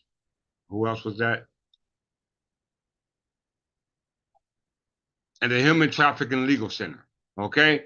These are all past, present, nonprofit, charitable institutions assuming or purporting to help assist those who were free during the time of slavery by way of the 13th Amendment. That was an act of the legislator. What have you produced or what can you produce in lieu of your nonprofit organizations that's going to protect us based upon the legislation going all the way back to the legislation enacted by the Parliament of England for English people. All right? You're not speaking on behalf of the English people. All those black people and Africans all speak English. They don't speak black. They don't speak African. They don't speak color. They speak African. So the only non-profit or tribal organization that can be created to benefit those in need in regards to the being able to use what it is that you're giving us, it must go back to charitable use established by the Statute of Mortmain. Okay? It must go back that far. Okay, so with that, let's see.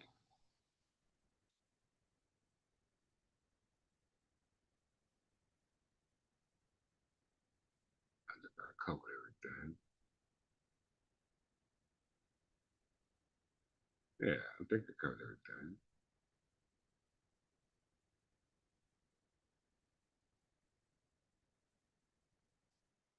So with that, I want to just close back out on that one video of Jesus and of us abiding by the laws that Jesus established and making sure that we preserve those who are the branches on the vine, which is represented by Jesus, who is the vine, and we all endouse ourselves with the instructions by the vine dresser, or what they call the husbandman, which is God.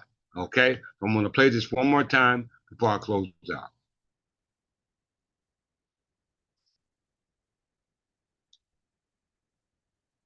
Branches. A branch separated from the vine, it withers, but connected. Why did Jesus say, I am the true vine? Imagine a vine deeply rooted, every branch alive only if it clings to the source. In John 15:1-2, Jesus says he is that vine, and we are the branches. A branch separated from the vine, it withers, but connected, it flourishes, bearing fruit. When we abide in him, we're sustained, our souls fed, our lives filled with purpose. But what about those that don't bear fruit? They're cut away, pruned, just as a gardener trims dead growth. This isn't punishment, it's life restored, growth renewed. With every pruning, we grow stronger, more resilient. Our weaknesses fall away, making room for new, thriving life. It's in that connection with Jesus that we find true, lasting nourishment. Abide in him and watch as he brings depth and strength to every part of you. Why did Jesus say, I am the... I'm going to play the last one before I close out.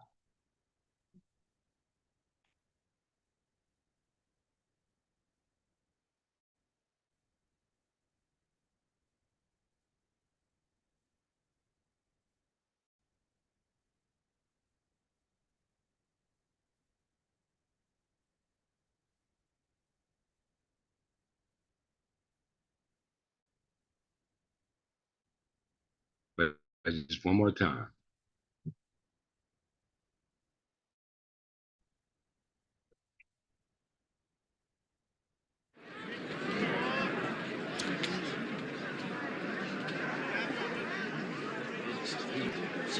There was once a man who planted a vineyard, rented it out to tenants, and then left home for a long time. When the time came to gather the grapes, he sent a slave to the tenants to receive from them his share of the harvest. But the tenants beat the slave and sent him back without a thing. So he sent another slave. But the tenants beat him too, treated him shamefully, and sent him back without a thing. Then he sent a third slave. But the tenants wounded him too and threw him out. Then the owner of the vineyard said to himself, what shall I do? I will send my own dear son. Surely they will respect him. But when the tenants saw him coming, they said to one another, this is the owner's son. Let's kill him and his property will be ours. What happened? Tell us more then. So they threw him out of the vineyard and killed him. What then will the owner of the vineyard do to those tenants? He will come and kill those men and give the vineyard over to other tenants. What then does this scripture mean? The stone which the builders rejected as worthless turned out to be the most important of all. Everyone who falls on that stone will be cut to pieces. And if that stone falls on someone, it will crush him to dust. Right? You notice it said a man. All right? It didn't say God, it said a man. Okay? So look for a man, all right, and a man's son. All right? You have to look for a man and a man's son as instructed. I'm going to play it. Now the festival of unleavened bread drew near, which is called the Passover.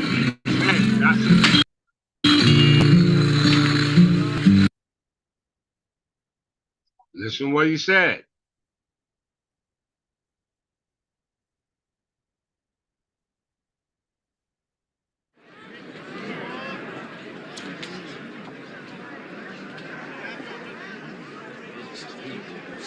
There was once a man who planted a vineyard, Man. rented it out to tenants, and then left home for a long time. Left. A man When the left. time came to gather the grapes, he sent a slave to the tenants to receive from them his share of the harvest. But the tenants beat the slave and sent him back without a thing. Now notice So he sent another slave. the foreigners have no clue of what they're talking about. What he's talking about. They're talking about tell us more. Okay? Well, it said a prophet has no honor in his own home. All right? So it's very important that the parable is for them. Because if you were an heir, if you were a branch of the tree of the vine, you would understand what Jesus was talking about in regards to fulfilling your obligation to protect the ownership of who owns it. Okay? But the tenants beat him too, treated him shamefully and sent him back without a thing. Then he sent a third slave. But the tenants wounded him too and threw him out. Then the owner of the vineyard said to himself, "What shall I do? I will send my own dear son. Surely they will respect him." But when the tenants saw him coming, they said to one another, "This is the owner's son. Let's kill him and his property will be ours." What happened? Tell us more then. So they threw him out of the vineyard and killed him. What then will the owner of the vineyard do to those tenants? He will come and kill those men and give the vineyard over to other tenants. What then does this scripture mean?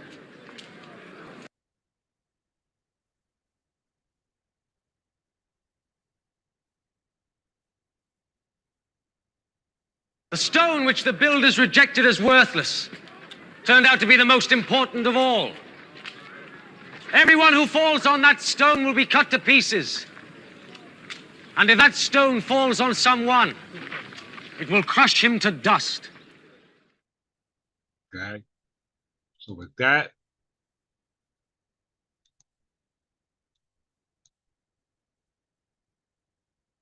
as you can see, my father, my grandfather, my grandmother is standing behind a grapevine, and I've heard the message.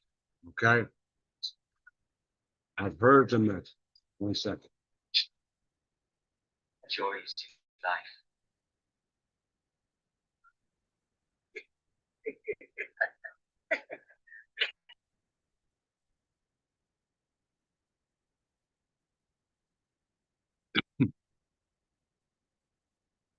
Once again, grandfather the oldest and my grandmother Ruth Jefferson, I just give honor to them for making sure that, out of all the descendants, children who are descendants, heirs, etc., who have been plucked as a result of not understanding how important it is to stay connected to the vine, I was allowed to be able to come over and prune to make sure that the proper fruit will grow to prolong or to preserve our infinity as the children of God. Okay? So I love you all. I hope you understand how important it is that we have as not just subjects, not just as servants, all right, or a slave to God, because I'd rather be a slave to God than a slave to man. Okay? And we know that God created man in his own image. You know what I'm saying? So we're like-minded. So we must look at the characteristics of who we choose as our leader, okay? Who is responsible as the caretaker, what we call Parens Patriarch, father of the nation, okay? So with that, I'm going to greet you as I meet you, and as always, in peace and love. Like, share, subscribe, as well as donate for income so between you can. Keep me informed on the case when the time comes. But with that, I'm gonna see you as I greet you. And that's